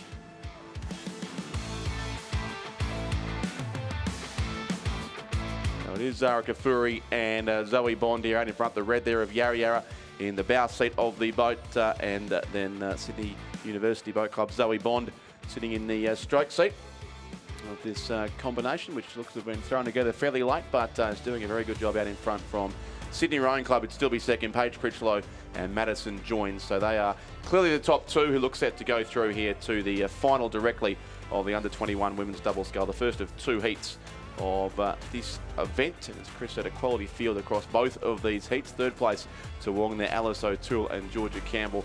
Well, they will just miss out with Banks, Francesca Spano and Molly Whiteman coming down the grandstand side of the course. But it is going to be a win to the combination of Zoe Bond and Zara Kafuri from Sydney University Boat Club and the Yarra Yarra Club as they come across to take out the first heat of the under-21 women's double scull. So lane 6 gets the win. Sydney Rowing Club second on lane 4. They're both through to the final of this race. And then to the repechage go to Wong lane 7, who will finish 3rd. 4th place will be Banks in lane 8. 5th then towards the far side, the lane 2 combination from Sydney University. Then it will be Townsville and James Cook University. Lily Bragg and Sarah Burke, who had a very good Queensland Schools Championship regatta back in September of last year. Commercial finished 7th. And 8th will go to the West Australian and University of Western Australia composite crew on lane 1. Winning time there, 7:42.63. The Sydney Uni Composite and Sydney Rowing Club through to the final. The rest to contest the repechage alongside a few athletes from this next race, which we'll find out in about 3.5 minutes' time. So 6 crews contesting this one. In lane 1, a composite of Griffith University Surfers Paradise and Commercial Rowing Club. Gemma Jansen Van Vuren from Griffith Uni and Paris Reid from Commercial. Australian National University in lane 2, Pip Gray, Brooklyn Leslie. Swan River Rowing Club in lane 3, Stephanie Potmar and Isabella Edinger. Lane 4 has scratched on account of Zara Kafuri and that crew being in the previous race that we've just seen. Sydney Rowing Club in lane 5, Liesl Page, Talisa Noak Driver. Adelaide Rowing Club in lane 6, Tamika Coveney, Hannah Clawton. Mersey in lane 7, Olivia Yeats and Ella Spalding, and Zara Peel and Lucy Green representing Melbourne University Boat Club in lane 8. Zara Kafuri was entered in this heat in that Yarra Yarra UTS Haberfield crew that has not started in the event, so possibly a couple of late injuries or illnesses to a couple of rowers, and in the end she combined with Zoe Bond to win the previous heat, so that is why lane 4 is vacant now in this second heat. Clear leader, but on this side of the course is a couple of crews out in front. Sydney Rowing Club and Mersey, in fact, the 2. They're quite spread out here in this random draw heat, but Sydney and Mersey certainly the top 2. Liesl Page and Talisa Noak Driver for Sydney Rowing Club. And then the Mersey combination from Devonport in northern Tasmania, Olivia Yates and Ella Spalding They were first and second as they came through the 1,000-metre timing point, and they remain in those positions now. And possibly then on the far side, the Queensland composite combination, Paris Reid of Commercial, Gemma Jansen Van Buren of Griffith University Surfers Paradise, and also in there Swan River, Stephanie Potma and Isabella Edinger, coached by Mark Beer. But Sydney and Mersey clearly in front here with less now than 500 metres to go. Sydney crew, Liesl Page, Talisa Noak driver. Liesl just picked in the under-23 heavyweight women's quad. Talisa having rode for Australia at the junior and under-21 level in the last couple of years, and having won the last 2 Bicentennial Cups for New South Wales, we are looking to make it a hat-trick on Sunday. The Interstate Regatta at the conclusion of the day's racing, conclusion of the week's racing.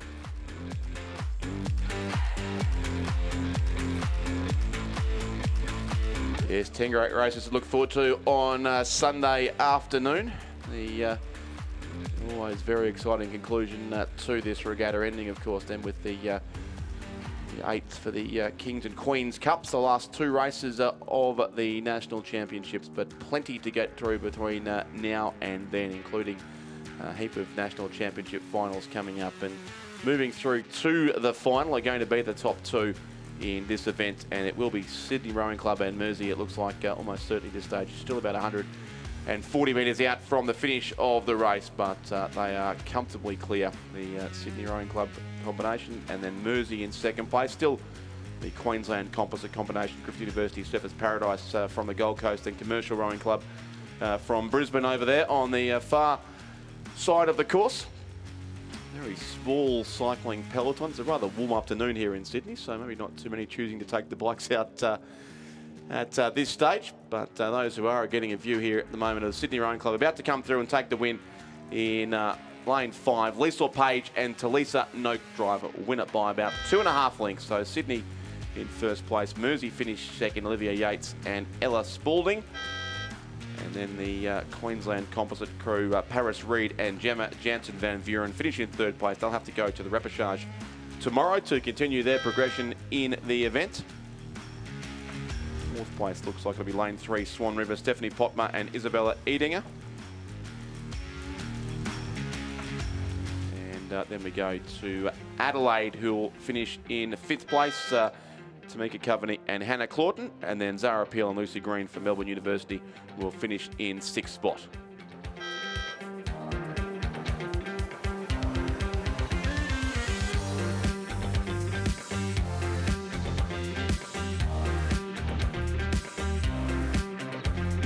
So the conclusion of that under-21 women's double scull. I'm off, hopefully to go and rig a brand new boat, and I'll hand things over to Stuart John in the commentary box. Thank you to Chris McCarthy, a very busy man around the regatta. He's been at university during the day as well. He's got some coaching duties to go and fulfil as well. So lots happening for many people around the Australian Rowing Championships here in 2024, as we just seen the last couple of crews come across the line to conclude race 171, that second heat of the under-21 women's double scull. But the racing on the course now is the under-21 men's double scull. We have had one crew scratch from this race. It was Sydney Rowing Club lane 6 who have not on their way. The other 6 crews but making their way down the course and being led at halfway by the composite combination on lane 4. That was Charles Clark of Griffith University Surfers Paradise and Patrick Murphy of the University of Queensland Boat Club, who were the leaders through the 1,000-metre mark and continue to be so placed there on lane 4 as they head up through the third 500 metres of this race, with a bit of a margin back then to the combinations either side of them. It is the first and only repechage here of the under-21 men's double scull. So first, second, third and fourth will go through to the semi-finals tomorrow. So 4 of the now 6 remaining crews will qualify here as we welcome back Stuart John. Thanks, Richard. Yeah, some fantastic racing to finish up here. Day 2 of the 2024 Australian Rowing Championships. Still beautiful conditions out there at the moment. You can see on the water, there's, again, just barely a breath of air sort of going through. More like one of George Michael's careless whispers, more than any kind of a gale.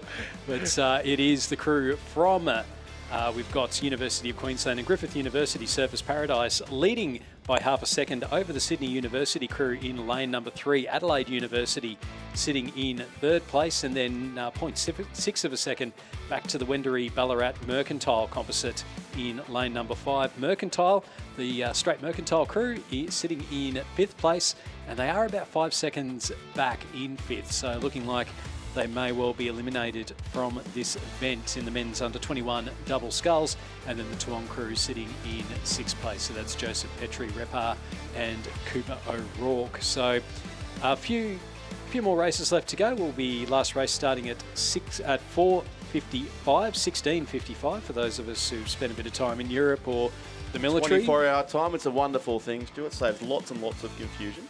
Look, I've spent a lot of time in Europe, and I have a military family, so I know all about it. I've just got to not say 100 and give away the military. No, sure, yes. It's, just very much standard hours here over the first couple of days, beginning at 8, finishing by 5 o'clock. There's no late night finishes scheduled this year, as I recall last year, with the finishing the dark at Perth on one of the days when there was a delay to racing, I think due to some wind that came in. I distinctly remember walking home post-sunset, and that was going back to the car at the end of racing. Good finish right here with these 4 crews. Yeah, great finish coming up. So we've got Griffith University, University of Queensland, sitting about a boat length in front of Sydney University in lane 3. And then there's been a big push from Wendouree Ballarat and Mercantile Composite in 3rd place ahead of Adelaide University. And that will be our 1, 2, 3, 4 for the semi-final. Confirmation of the win for University of Queensland, Griffith University, Clark and Murphy, ahead of Sydney University's Page and Scott Brown. 3rd place to Critchell and Matheson from Wendouree Ballarat and Mercantile, with Williams and Drayton from Adelaide University finishing in 4th place. 5th will go to the Toowong crew of Petrie, Repar and O'Rourke, with 6th going through to Mercantile, Goldrick and Vandenberg. And then it does look like the Mercantile crew may just be it's the Sydney crew, sorry, of Smith. Sydney crew, yes, they were scratching in this race. Stuart, as you were swapping seats, we just got that news through. So just a field of 6 there, and the top 4 will go through to the semi-final tomorrow in the under 21 men's double scull. Moving on the screen, it's the Heat 1 of the men's under 21 Coxed Fours, 1st and 2nd straight through to the final, with the rest through to the repechage. Lane 2, University of Queensland. Lane 3, Melbourne University. Lane 4, Adelaide University. Lane 5, Sydney Rowing Club. Lane 6, it's a University of Queensland UTS composite, and lane 7 is a straight UTS crew.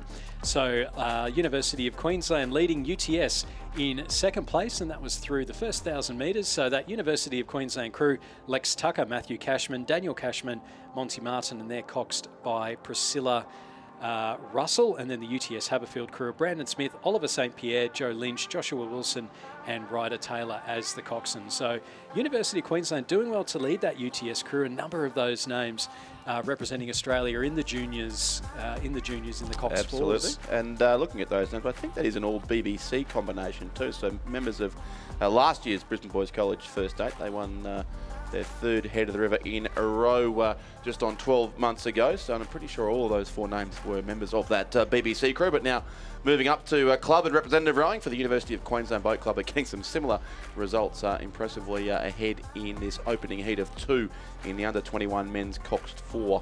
And 3 of 4 of the University of Queensland crew in the Queensland Youth 8s on Sunday. And then the New South Wales crew, also a few names in there: Oliver St. Pierre, Joe Lynch, Joshua Wilson, and also Brandon Smith. So all 4 of them, including an early semi-preview, can we call that? Yes. The preview before the main attraction. It is. Well, that's Nicholas Bryant, James Houghton, Tom Foley, Winston Hooper and Josh Feverkrantz. And again, you know, we've got a few of those names in the Victorian crew. So James Houghton in that Victorian crew, Tom Foley in that one as well, Winston Hooper, and I think Nicholas Bryant is in that one as well. So again, you know, and Josh Feverkrantz as well is the coxswain. So quite a few out of here. It's interstate rivalry early doors. In different colours, but yes, and we know how intense those interstate races will be, and I suspect each of Queensland, New South Wales and Victoria would have high hopes for the Youth 8 events, as of course all of the states will. But so 3 crews from effectively 3 different states here racing for the win in the first heat of the Under-21 Men's Corks Variety. 2 of these crews will go directly through to the final, and the remainder will race a repechage tomorrow, so there is certainly benefit in terms of having a day off for the winning the top 2 crews at least here as they come across the line. Certainly University of Queensland has the edge on Melbourne Uni on the far side of the course, and then UTS Haberfield on this side do look to be probably back into 3rd place now. So it looks like it'll be the Queensland and Victorian combinations who will earn themselves the extra races rest here with just a few strokes to go now. Yeah, University of Queensland leading by a boat length over Melbourne University. So that will be our 1 and 2 going straight through to the final of the Under-21 Coxed Fours. UTS Haberfield in lane number 7. They'll finish in 3rd place, with the University of Queensland UTS Composite in 4th, and then the Adelaide University crew in 5th place, and we're just waiting for the Sydney crew to come through. That Adelaide University crew, Edward Chipperfield, Henry Belcher, Max Henry, Jake Nesbitt and Madison Newland. Again, we're going to see a number of those names in for the South Australian Youth 8s as well. So not a bad run down the course. University of Queensland winning in a time of 6 minutes 21.53 with a margin of 2.61 seconds through to 2nd, and then another 3.5 seconds back to 3rd place. Moving on to heat number 2 of the Under-21 Men's Coxed Fours. Again, 1st and 2nd through to the final. In lane 2, it's almost a licorice all sorts composite of Griffith University, University of Queensland and Swan River. In lane 3, we have a Buckingham Tamar composite. Lane 4, Melbourne University. Lane 5, Tasmania University. Lane 6, Sydney Rowing Club. And lane 7, a Swan River and Commercial composite. So a few more composite crews in this race. And going through the first 500 metres, it was Melbourne University leading Buckingham Tamar, Tasmania University, Sydney, Swan River Commercial, and then the Swan River, Griffith University and University of Queensland composite as we see them coming up into the 1,000-metre mark. So that's Melbourne University crew in lane number 4. That's Nick Atkins, Amos Kirk, Benjamin Marchant, Lachlan Idle and Ivy Jones is the coxswain. The Buckingham Tamar composite of Angus Vermey, Cameron Orton, Ryan Fox, Charlie Mitchell and coxed by Emma Hill. Sitting in 2nd place and looking quite good there at the moment. Certainly a battle going on though to the Tasmania University crew, in lane number 5 has just moved up nicely as well. Jonathan Voss, Rowan Sanderson, Falcon Palmer, Archie Stewart and Chloe Mead. So the crews, so it's Melbourne University leading Tasmania University, Swan River Commercial, Buckingham Tamar, Sydney and the Swan River Composite. As we just see them through the 1,000 metres heading up into the final stages. It's a nice tight heat, this one, Richard. It is indeed. So some, very tight, especially in the centre of the course. The more traditional formation here, despite the random draw of these heats. So Melbourne Uni and Tasmania University were narrowly the top 2. There was just, 2/3 of a second between them at halfway. And then those Swan River Composite, or Swan River Commercial Composite, so half West Australian, half Queensland crew there on the northern lane, the grandstand side of the course, but just the top 2 will go through, so they'll have to do some work to catch up to our leading 2 crews, the 2 university combinations from Melbourne Uni and Tasmania University Boat Club, who continue to be our narrow race leaders, without much between them too, as they head up towards the 1,500 metre mark. The Buckingham Tamar composite crew as well there, so crew representing both ends of Tasmania. Possibly some Youth 8 or rowers in that one as well. Yeah, 7 out of the Tasmanian Youth 8 are in this race at the moment. It's only Oliver Shearing who's not represented in this particular heat. And I think they'll be very happy with how this crew is going. We've got Tasmania University out in front at the moment, ahead of Melbourne University, Buckingham Tamar Composite, and then we can just see there coming up on the screen at the moment, it is lane 7, the Swan River Commercial Composite. So it's very tight at the top there. It's only a second between 1st and 2nd, and then less than 2 seconds back to Melbourne University in 3rd place. Buckingham Tamar, 0.3 of a second back in 4th, and then Sydney Rowing Club another 5 seconds back there, and then back again to the Griffith University, University of Queensland and Swan River Composites in 6th place. So not a lot to pick between our top 4 crews, Richard, into the last 500 metres. We've only got the 2 spots straight through to the final. 2 into 4 does not quite work out. No, even tells that much, and it's the so 7/8 of the Tasmanian Youth 8 stalking Melbourne Uni, who have just come to a stop there, I think, or at least substantially slowed down Melbourne University. I think they were probably back in 3rd or 4th place anyway, in danger of missing out qualification. Now that certainly will be the case. Coming home the quickest may well be Swan River and Commercial on lane 7 here. That's half Queensland, half Western Australian crew. Jake Gilmore and John Morrissey for Commercial. Harper Davies and Fergus McNamara from Swan River Rowing Club, who now do have their boat narrowly, I think, clear of the red colours there of Tasmania University. Jonathan Voss, Rowan Sanderson, Falcon. They are going to be our top 2, clearly. Melbourne. So we'll have to go to the repechage, but the race win is going to be. And Commercial, Swan River, lane 7. The blue boat, the Nudgee College boat, in fact, is just in front there as they come across. So it will be the Composite Crew, lane 7, who gets the win there. So close, there's only one beep of the hooter as those 2 crews crossed the line, but it was clearly lane 7 from lane 5. And then next up, the Buckingham Tamar Composite Crew from Tasmania, who'll have to go to the repechage. Sydney Rowing Club, lane 6, will finish 4th. And then the Griffith University Surfers Paradise and University of Queensland and Swan River Composite Crew. A mouthful there of clubs involved in that combination. They'll finish 5th, and Melbourne Uni will come across in 6th place. I wonder if they've had an equipment failure or something like that, because they just, as you say, they just completely stopped, yes, and then took off at a very low rate and a very low amount of power. Yeah. The confirmation of the results, our winners, the Swan River Commercial Composite, 2nd place going to Tasmania University, a winning time of 6 minutes 41.68. Those 2 crews going through to the final, with the rest going through to the repechage. Our crews on the screen now. We're back on the sculling. The under-23 women's double sculls in heat number 1. In lane 2 from Toowong and Tasmania University, we have Kate Oliver and Gabrielle Geldard. In lane 3 from the University of Queensland and Brisbane and GPS, we have Hannah Kenway from Brisbane and GPS and Eliza Bridgefoot from the University of Queensland. They're coached by Ben Southwell and Gus Rodero. Lane 4 from Griffith University Surfers Paradise, we have Lindsay Calvert and Danica Free, coached by Christopher Holliday and Duncan Free. Lane 5 from Sydney University, it is Tiffany Botha and Sophia Whiteman, coached by Alfie Young and Alan Bennett. And in lane 6, it's a Mersey Canberra composite of Abby Richards and Lydia Tippett, and they're coached by David Tippett. They're heading towards the halfway mark. In fact, pretty much exactly there now as we see them go through in these wonderfully calm conditions still late in the second afternoon of this regatta. Those flags at the 1,000-metre mark tell you the story of just how little wind there is around. It's going to be University of Queensland, Brisbane and GPS, the composite there of Hannah Kenway and Eliza Bridgefoot, who have the lead by 1.30 seconds over another Queensland combination on lane 4. That's Lindsay Calvert and Danica Free, and then Sydney Uni with 3rd, Tiffany Botha and Sophia Whiteman.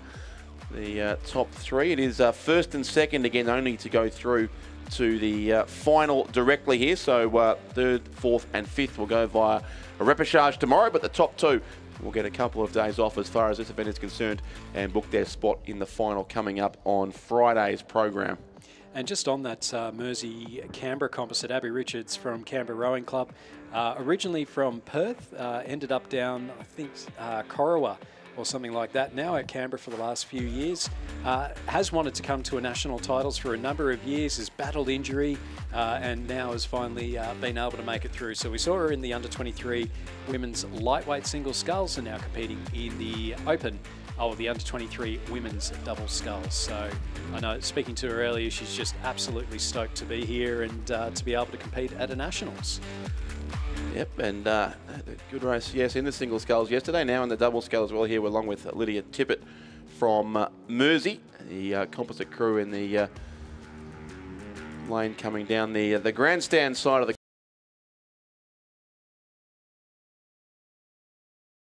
final. It's looking like in all Queensland affair in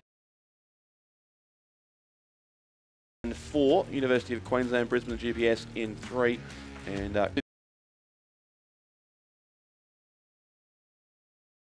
Sydney University sits alongside them in 3rd place, but needing to move up one spot if they want to avoid the repechage tomorrow. But it's now quite a substantial gap from 2nd back to 3rd, some almost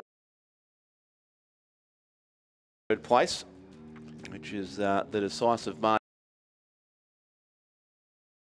concern. So it's Hannah Kenway and Eliza Bridgefoot out in front, and then Lindsay Calvert and Danica Free sitting in 2nd position. Sydney Uni 3rd, Toowong, Tasmania University on the other side of the course. Kate Oliver and Gabrielle Geldard would be 4th, and there's that Mersey Canberra composite crew of Abby Richards and Lydia Tippett coming across at this stage in 5th position. Lydia Tippett will be rowing Queen's Cup for Tasmania on Sunday as well, speaking of all things interstate. Yep, the Tippett name just synonymous with the Mersey Rowing Club, of course, in Devonport. And Hannah Tippett's now in Canberra, doing some training out of ANU. Something about the lure of Canberra, is they just attracting people from right around? Surprisingly okay. Slogan, Canberra, it's surprisingly okay. That's got to get the crowds in. I think you've missed your calling, Stuart. You should be working for Tourism ACT with the marketing with like that. Marketing ACT.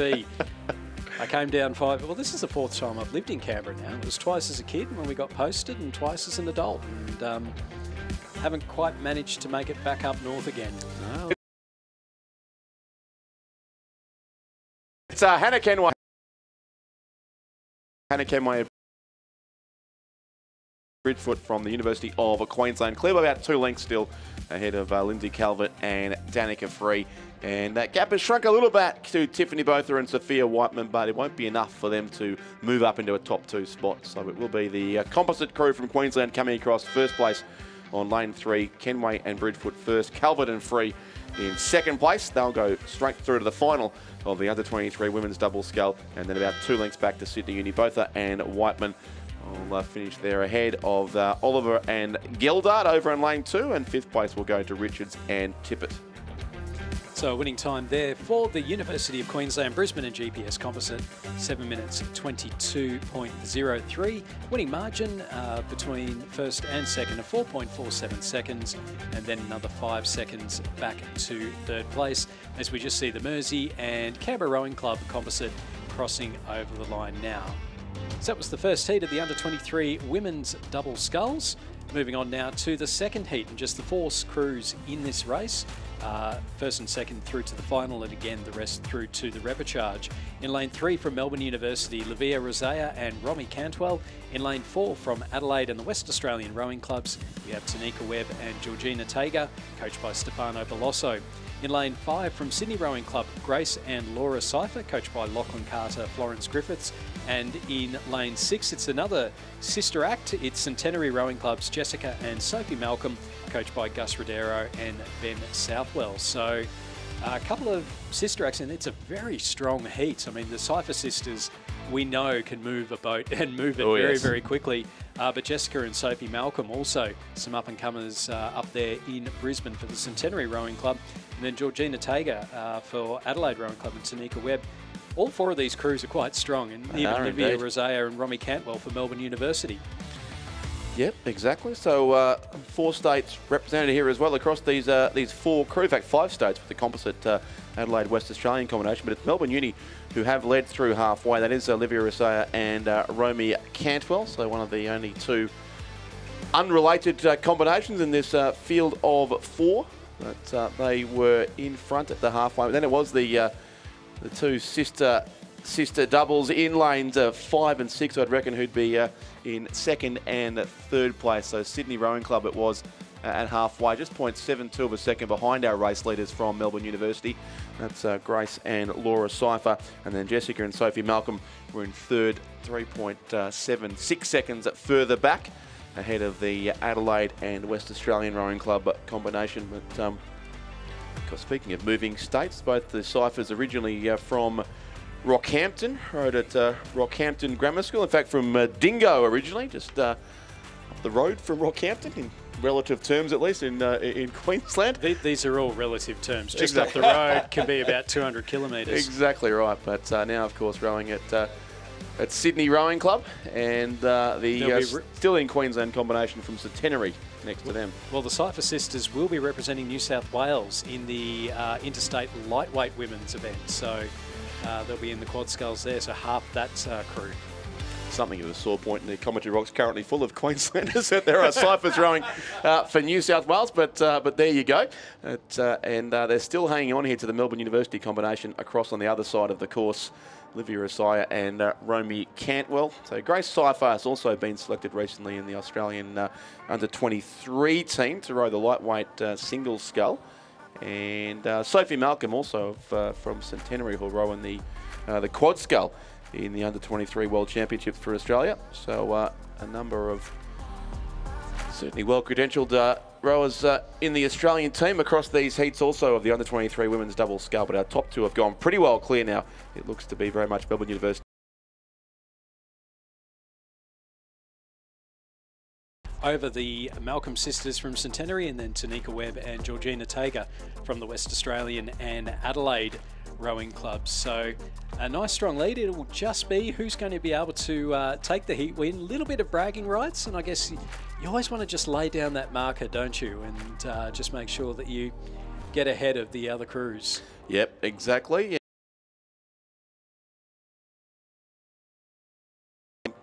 Doing their best to keep track of the other crews. Just ahead of Sydney rowing. Here in this double scull, maintaining good form and timing right through to the end of the race. As are, it must be said, Livia Asaya and Romy Cantwell of Melbourne University on the southern side of the course, and possibly they too still just have the lead.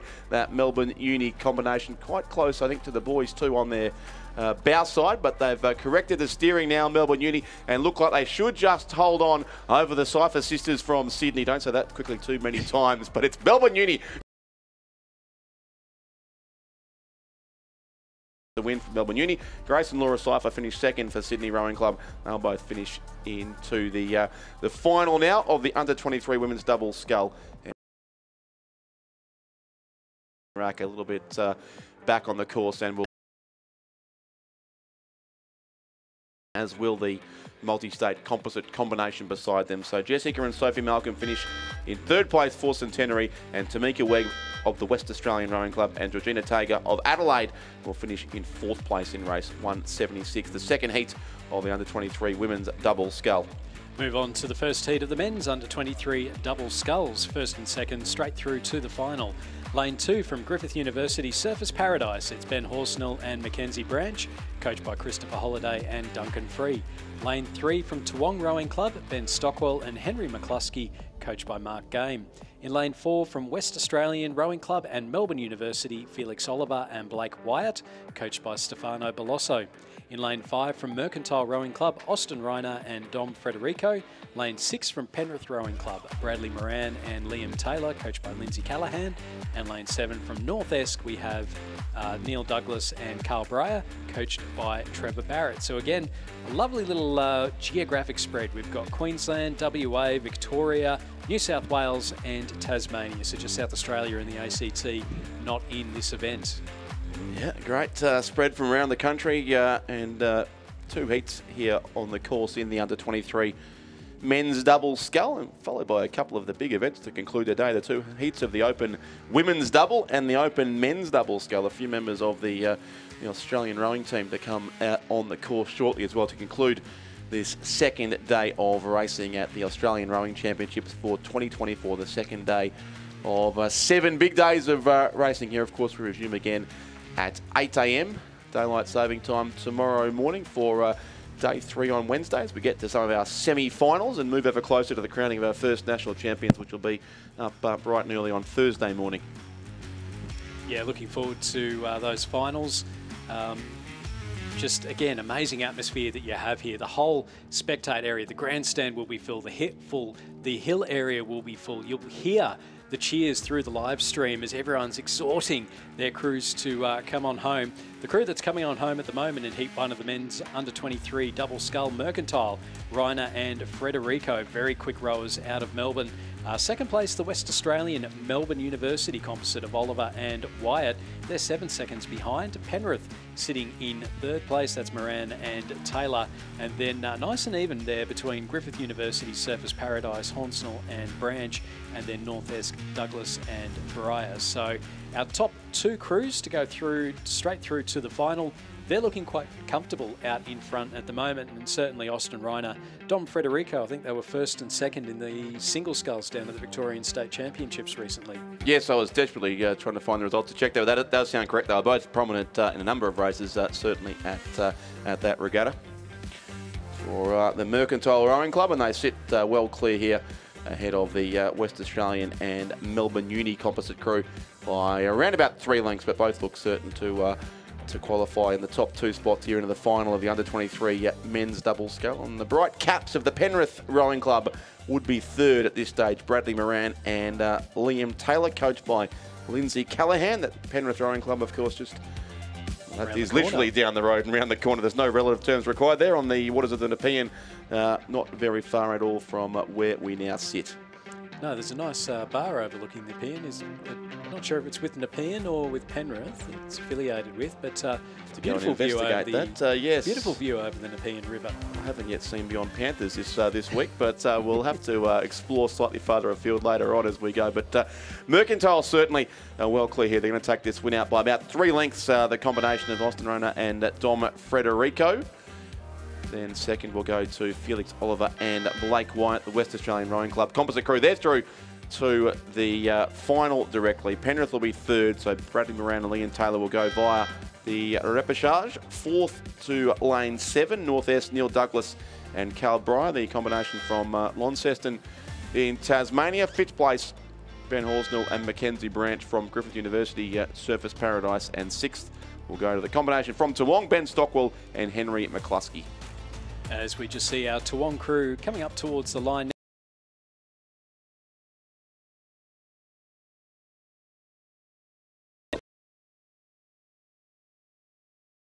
With those 2.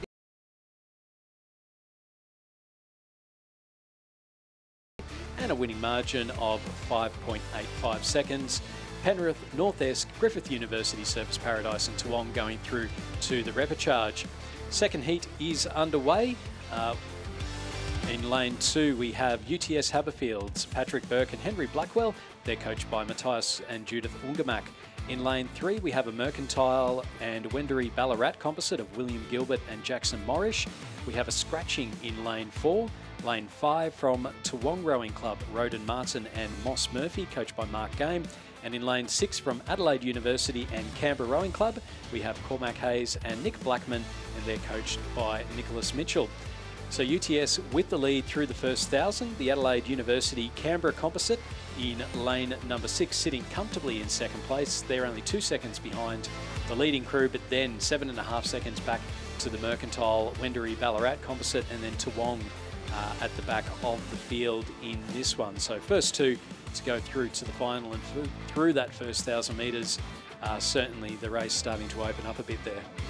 Yep. On opposite sides of the course would be our 2 leaders, UTS Haberfield in lane 2, and then Adelaide Uni Canberra in lane 6. So some pretty substantial gaps across the field now. Still with the best part of 800 metres to race, so plenty of course can still happen in this race. We have seen a few crews and scullers today come unstuck in the late stages of races, and some late lead changes, so it certainly can still happen in these races, with just 2 to go through to the final directly and earn themselves a couple of days off. And then the 3rd and 4th place getters from this field of 4 now, with 1 scratching there on lane 4, so it's 3rd and 4th who'll go through to the repechage, along with the 3rd, 4th, 5th and 6th place getters from the previous heat. So these are the 2 heats of the under-23 men's double scull, and as you mentioned, just 4 races remain after this. The 2 heats of the Open Women's Double Scull and the 2 heats of the Open Men's Double Scull still to come down the 2,000 metre course here. But it is a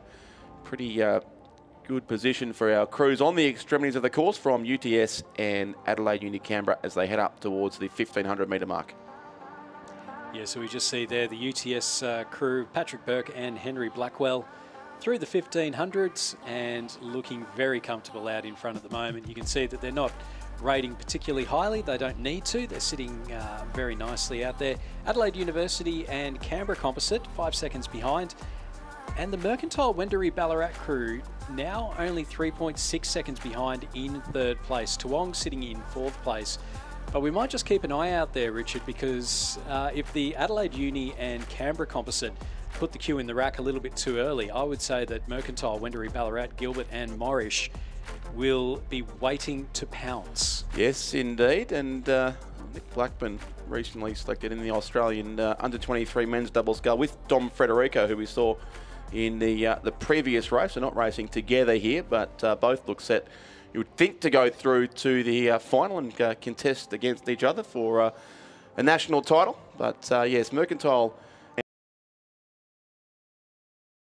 and Morrish, not a Ballarat one from Melbourne in that combination, but still sitting in a clear third place. But not sure they're making quite enough of an impact on our second place combination from Adelaide Uni and Canberra at this stage of proceedings. And still UTS Haberfield, Patrick Burke and Henry Blackwell leading it well out on the following. Saw it with two cyclists on the far side of the course, but here race. Yeah, it's UTS Haberfield going to take the win. It's a boat length between Adelaide Uni Canberra Composite and then our Mercantile Wendouree Ballarat Composite. Just not quite enough space. UTS take the win. Adelaide University and Canberra in second place with third boat length behind the Mercantile Wendouree Ballarat Composite and then the Toowong Rowing Club crew in fourth place. So winning time for UTS Haberfield of 6 minutes 45.9, then a margin of 5.32 seconds back to second and 2.2 seconds back to third, with first and second going through to the final and the other two crews going through to the repechage. Moving on now, we have the first of the Open Women's Double Scull. So first and second through to the final, and the crew in lane number 2, I would probably expect to go straight through. The narrow favourites for the event, you'd think? The narrow favourites, yes. It's a Sydney Rowing Club Melbourne University composite of Amanda Bateman and Harriet Hudson. They are the Australian Women's Double Scull crew. In lane 3, we have Team Singapore's Madeline Nguyen Xuan and Kang Yu Jia. In lane 4 from Corio Bay, we have Lauren Murphy and Sydney Arnold, coached by Anita Whitehouse. Lane 5 from ANU and Mercantile, we have Sophie Reiner and Catherine Kahn, coached by Annabelle Eaton and Nigel Harding. Lane 6 from Sydney University, India Hobbs and Asa Rafi, coached by Alan Bennett, Alfie Young and Thomas Larrick. And then lane 7 from Team Singapore, Joan Poe, Joanna Chan Lei Cheng. From Sydney University is also a Singapore representative, represented the island state in the 2016 Olympics after a break of 8 years, was looking to represent Singapore, won a gold medal at the Southeast Asian Games back in 2013, regularly visited Sydney between 2013 and 2016 to race and train under AB. As is known, Alan Bennett, back at Mossman Rowing Club, lives in the USA, married, qualified psychologist and working as a coach, and has been back in Sydney to train under AB again. Wow, not a bad resume there, is it, for the sculler from Singapore? Great to see these international flavour to this regatta and these programs here in Sydney as well. Now, they just as they went through the 1,000 metre mark, mark, 16.46 seconds. The difference Yeah. between, I think our camera operator was almost missed first place go through, and we saw second, third, and fourth, but really it was daylight in second place. And yes, the Australian women's double scull of Amanda Bateman and Harriet Hudson as they continue their preparation for the Paris Olympics, now only, what, about 4 and a bit months away, late July. yeah, it's coming up and coming up quickly. So certainly looking very good out there at the moment. Second place, Sophie Reiner and Catherine Kahn from ANU and Mercantile. Catherine already through to the A final of the women's single sculls, so she'll be looking to make it 2 from 2. Certainly someone over the last couple of years that has improved out of sight. Just amazed at how well she does and know how much she trains out on the freezing cold waters of Lake Burley Griffin in the middle of winter, Yes. which is always a lot of fun. But Sydney University in third place, a second and a half back, and then the Team Singapore crew in lane 7, also another second back. So I think we're in for a very interesting battle for that second qualification position. The first qualification position coming through the 1500 metres now. And they've just dropped that rating down. Amanda Bateman and Harriet Hudson from Melbourne University and Sydney Rowing Club. So that's first place. That's the Australian women's double. And we're just waiting here on the 1500. Who's going through in second place at the moment? Well, it does look to be ANU and Mercantile. So Catherine Kahn and Sophie Reiner just over a boat length ahead of Team Singapore, Joan Poe and Joanna Chan-Lei Cheng. And then Sydney University now dropping back into fourth place. That is India Hobbs and Asia Rappe.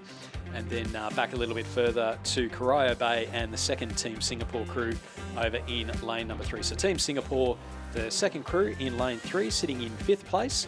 And then back a little bit further to Corio Bay. So it's you can see there our leaders, and even just lowering the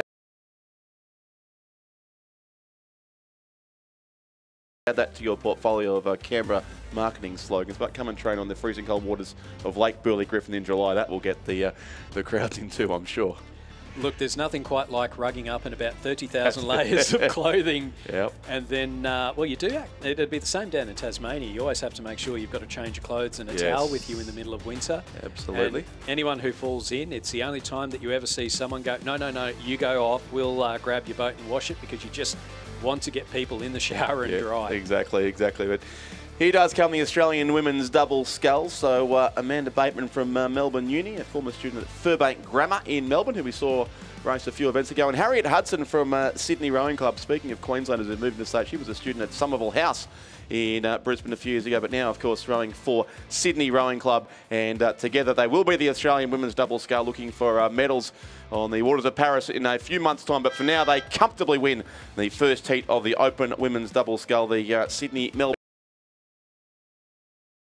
on the far side of the course. And a good effort too from Catherine Kahn and Sophie Reiner, who will be across shortly in second place. The ANU Mercantile Composite crew are straight through to the final as well. Then it's lane 7, Team Singapore, who will be third across, but have to go through the repechage. 4th Sydney University, 5th and 6th still to come home. It's going to be Team Singapore lane 3, who will finish in 5th place, and then Corio Bay, the combination from Geelong, will be across in 6th in a few strokes' time. For the team from Marketing ACT, I am available. You've got some great lines. Canberra, it's surprisingly okay. So Sydney Composite with the win there. Amanda Bateman, Harriet Hudson. Second place, Sophie Reiner from Mercantile and Catherine Kahn from ANU. A winning time of 7 minutes and a half of Lauren Murphy over the line. Moving on to heat number 2 of the women's double sculls, and you can see there they're absolutely flying, a couple of these crews. So in lane 2 from Sydney University and ANU, we have Anika Reardon and Georgia Miansaro, coached by Nigel Harding and Thomas Lowrick. Lane 3 from Sydney University and the NTC, Rowena Meredith and Kate Rowan. Lane 4 from Adelaide Rowing Club, Celia Cowan and Joyce Jollins, coached by Darren Potts and Ron Mobbs. Lane 5 from Brisbane and GPS, Kate Morris and Marnie Evans, coached by Alan and Catherine Borgia. Lane 6 from University of Queensland and UTS Haberfield, Laura Goulet and Caitlin Cronin, also an NTC crew. And then lane 7 from Mersey and Banks, Janice Kelderman and Ella Marshall, and they're coached by David Tippett. We do have in this race the 2 halves as well of the Australian women's quad, who will go to the Olympics as well. I think they might have been that quick. They've fallen off the timing system as well. We've got Adelaide Rowing Club, I think, in 3rd place, but behind our NTC combination. So Rowena Meredith and Kate Rowan in lane 3 for Sydney Uni, and then the composite crew in lane 6, Laura Gooley of UTS and Caitlin Cronin from University of Queensland. And it does look like the potential women's lightweight crew of Anika Reardon from ANU and Georgia Miansaro from Sydney University over there in lane number 2. And that's a very interesting one because Anika was sick during the trials. They have been, they do have a target of some description that they need to meet. So it is all on the line for those two. This is the last time that we're going to be seeing lightweight rowing events at the Olympics in LA in 2028. They are going to have the coastal events as opposed to the lightweight ones. And I know, again, we've had Georgia come down to Canberra for some training sessions. And certainly those two women are training very, very hard to try and make that. Caitlin Cronin and Laura Goulet are out in front. It's just under 3 seconds back to that lightweight women's crew, and then another 8 seconds back to the Sydney University crew of Rowena Meredith and Kate Rowan. So the lighties are doing it and doing it well at the moment. So they're going for, yes, a target time. We don't know what that target is. We assume that they do, but looking to go as fast as they possibly can here in this event, that lightweight combination behind a crew, including Olympic bronze medalist Caitlin Cronin in company with Laura Goulet, who's new into the quad scull for this Olympics. Of course, that fantastic bronze medal that the Australians did pick up at the Tokyo Games, and a large part of that crew will return to Paris and look possibly to even go a position or two better, but a very strong quad assembled there. That was an amazing hour of power, wasn't it, between the men's and women's fours and then the men's and women's quad sculls. Yep, so 2 gold and 2 bronze medals in the space of 60 minutes. It'll be a tough one to repeat once they go to Paris, but we've got some very good crews assembled and recently announced, of course, by Rowing Australia, and hopefully a couple more to be added to that. A couple will have to go through the final qualification regatta in Lucerne later on if they're to make their way to Paris, but... well, that's this lightweight double scull. We'll have to go, if they are selected, they will have to go through the FQR. They did finish 3rd in the double scull in this event at New South Wales Championships earlier this year, so they are very, very quick. And I can see certainly that the Rowena Meredith, Kate Rowan from Sydney University in the NTC have dropped that rate of striking right down, which is why you've got that big gap. But they've certainly kept it pretty close to Laura Goulet and Caitlin Cronin. So it will be a win for the University of Queensland UTS Haberfield composite of Laura Goulet and Caitlin Cronin. Anika Reardon and Georgia Miansaro will go through in 2nd place, so they go straight through to the final of the Open Women's Double Sculls. 3rd place will go to Rowena Meredith and Kate Rowan from Sydney University and the National Training Centre. They'll go through to the repechage. So the 3 national level crews out in front, as you'd expect. Coming through in 4th place will be the Adelaide Rowing Club crew, Cecilia Cowan and Joyce Jollins. So they're sitting a couple of boat lengths ahead of the Brisbane and GPS crew of Kate Morris and Marnie Evans, and then the Mersey Banks composite of Janice Kelderman and Ella Marshall. As we just see now, the Adelaide Rowing Club crew, Cowan and Jollins, coming through in 4th place. And then Brisbane and GPS, Morris and Evans in 5th. And then coming across the line, just coming into view now, will be the Mersey Banks composite of Kelderman and Marshall. The winning time there for our winning crew of Goulet and Cronin of 7 minutes 1.85. And therefore about 7 seconds faster than the first heat, interestingly enough too. So a good race there by Goulet and Cronin. Our first of the men's double scull heats is underway and absolutely flying as you'd expect. Lane 2 from UTS and Tamar. And Adelaide, Oscar McGuinness and Caleb Antill, coached by Nick Mitchell. In lane 4 from Banks and Melbourne University, Joel Kane and James Meads. In lane 5 from the West Australian Rowing Club, Jack Cleary and Alex Rossi. Lane 6 from Griffith University Surfers Paradise and the University of Queensland, Noah Roseman and Jackson Free, coached by Michael Russell and Marcus Free.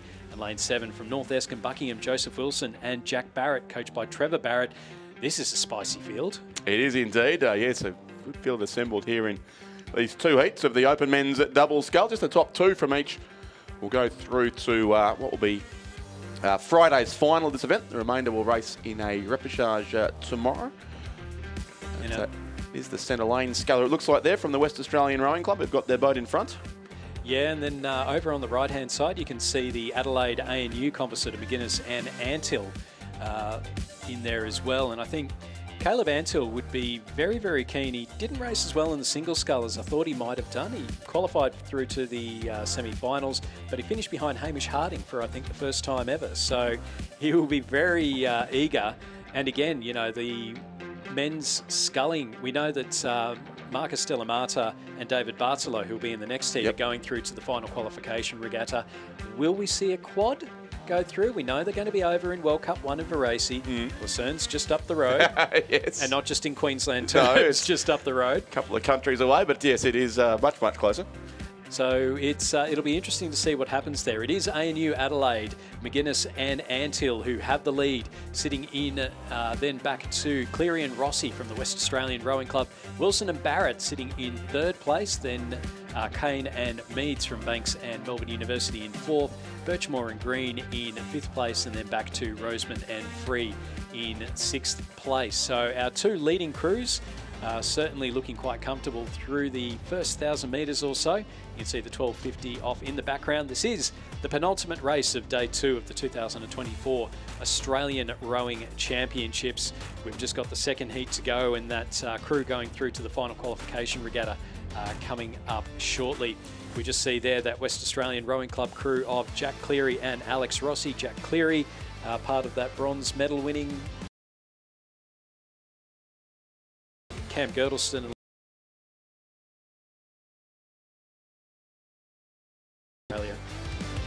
Rapid transformation from the boat to the boardroom. But, he was a member of Rowing ACT board, I think, in about 2020. So before he even went over to Tokyo. So very eager to give back to the rowing community down in the ACT, and now living up in Sydney.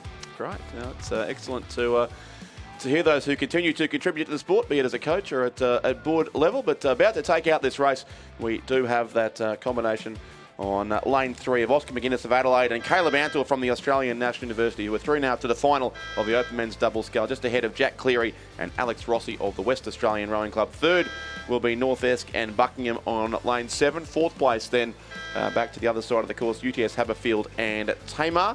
Fifth and sixth is tight, but it'll be lane 6. Griffith University, Surfers Paradise and University of Queensland ahead of Banks and Melbourne Uni, who'll finish in 6th position. Confirmation of the results from heat number 1 of the men's double sculls. A win for Oscar McGuinness and Caleb Antill from ANU and Adelaide Rowing Club. Second place going to West Australian Rowing Clubs, Jack Cleary and Alex Rossi. Winning time of 6 minutes 35.91, and those two crews going through to the final with the North Esk Buckingham Composite, UTS Tamar Composite, Griffith University and UQ Composite, and Banks and Melbourne University Composite going through to the repechage.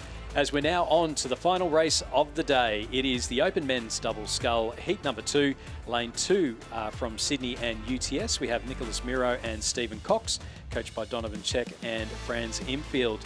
Lane 3 from Capital Lakes and Adelaide, Mitchell Reinhardt and Harry Glacken, coached by Nick Mitchell. In lane 4 from Cand and ANU, we have Hamish Harding and Alec Patterson, coached by David Framano and Scott Rowe. Lane 5 from Sydney University, David Bartolo and Marcus Delamata. That is the Australian men's double scull crew.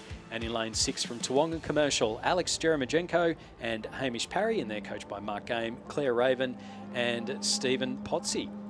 Pretty tight between our top 3 after 1,000 metres of this race. It was the Australian men's double combination that led it, but just under a second it was. Bartolo and Delamata ahead of Mitchell Reinhardt of Adelaide, Harry Glacken of Capital Lakes, and in third place it was Sydney UTS Haberfield, Nicholas Miro and Stephen Cox. I last saw David Bartolo and Marcus Delamata race at the Nagambie Rowing Club Regatta, well, late back in February it was, at a series of races called Nagambie Gold, where they were racing for cash prizes. They're generously donated by the Nagambie Rowing Club, and Pat McNamara, of course, a long-serving servant of the sport in Nagambie in Victoria and Australia, of course, and a former Deputy Premier of Victoria, is largely behind this concept of cash prizes for the winners of those Nagambie Gold races. So both David Bartolo and Marcus Delamata came down to Nagambie to race that day, as did Tara Rigney and I think also Amanda Bateman and Jess Morrison and Annabelle McIntyre, the Australian women's pair, and they went home with some giant novelty checks and plenty of cash. I think about $60,000 in prize money was given away on that day at Nagambie. So it was a pretty good trip down to Victoria for a lot of these athletes. Not a bad run if you can get it. Absolutely. Bartolo and Della Mata, they're looking to make it through to Paris. Now, Stephen Cox, who is in the Sydney Rowing Club UTS composite over in lane 2, Stephen Cox has already made it to the Olympics rowing for Zimbabwe. He qualified in the single sculls in Tunisia in the African qualification regatta. Just missed out on qualifying in the double sculls in 2020. He's a British Army rower, and he rowed at Henley Royal Regatta in the diamond sculls last year and learned to row in Harare, in the capital of Zimbabwe. So qualified for Zimbabwe. The Paris Olympics, but Yes, yes, okay. qualified for Paris. So our thanks to Lizzie Chapman for all these.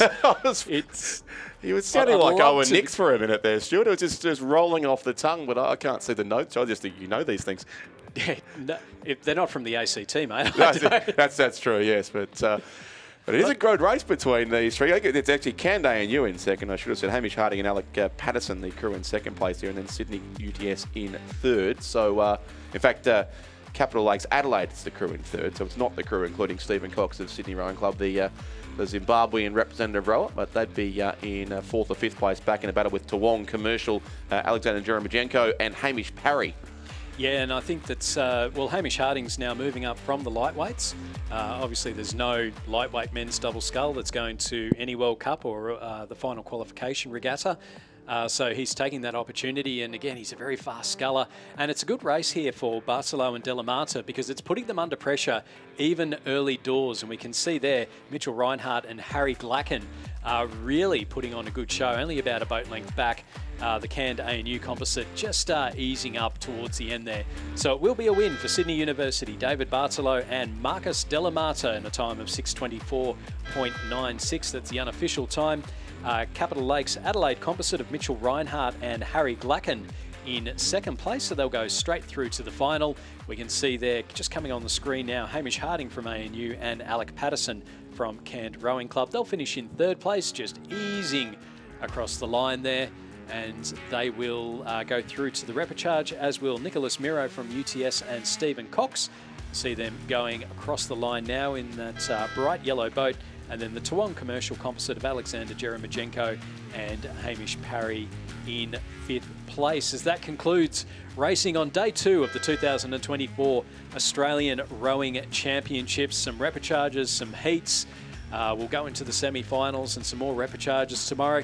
Any highlights from today, Richard? I think those last few races were pretty hard to top, Stuart. Great to see some of our Olympians, aspiring Olympians and past Olympians too. A few medalists on the course already, and many of them rowing within themselves there in the opening heats. But it'll be great to see the finals of those races coming up in a couple of days' time. And some brilliant racing in the repechages this morning too, right back when we began at 8 o'clock with some really cutthroat finishes. And many of those, just the top 2 from each repechage were going through to the semi-finals. So they had a lot to race for, and there's some really close stuff happening early in the day. Don't forget that our live stream is available right throughout the 7 days of this regatta, so you can, from wherever you are, sit and watch and listen to myself and Stuart and a few others going on about all things rowing and occasional diversions into other areas, but full 7 days of live stream available for this regatta if you can't make it to the Sydney International Regatta Centre. So Rowing Australia is broadcasting live via livestream.com and also linked via our website all week until the final race on Sunday. And this year, also broadcasting the finals via the Sports Entertainment Network, SEN, from Thursday to Sunday. We do say hello to all of our interstate and international viewers.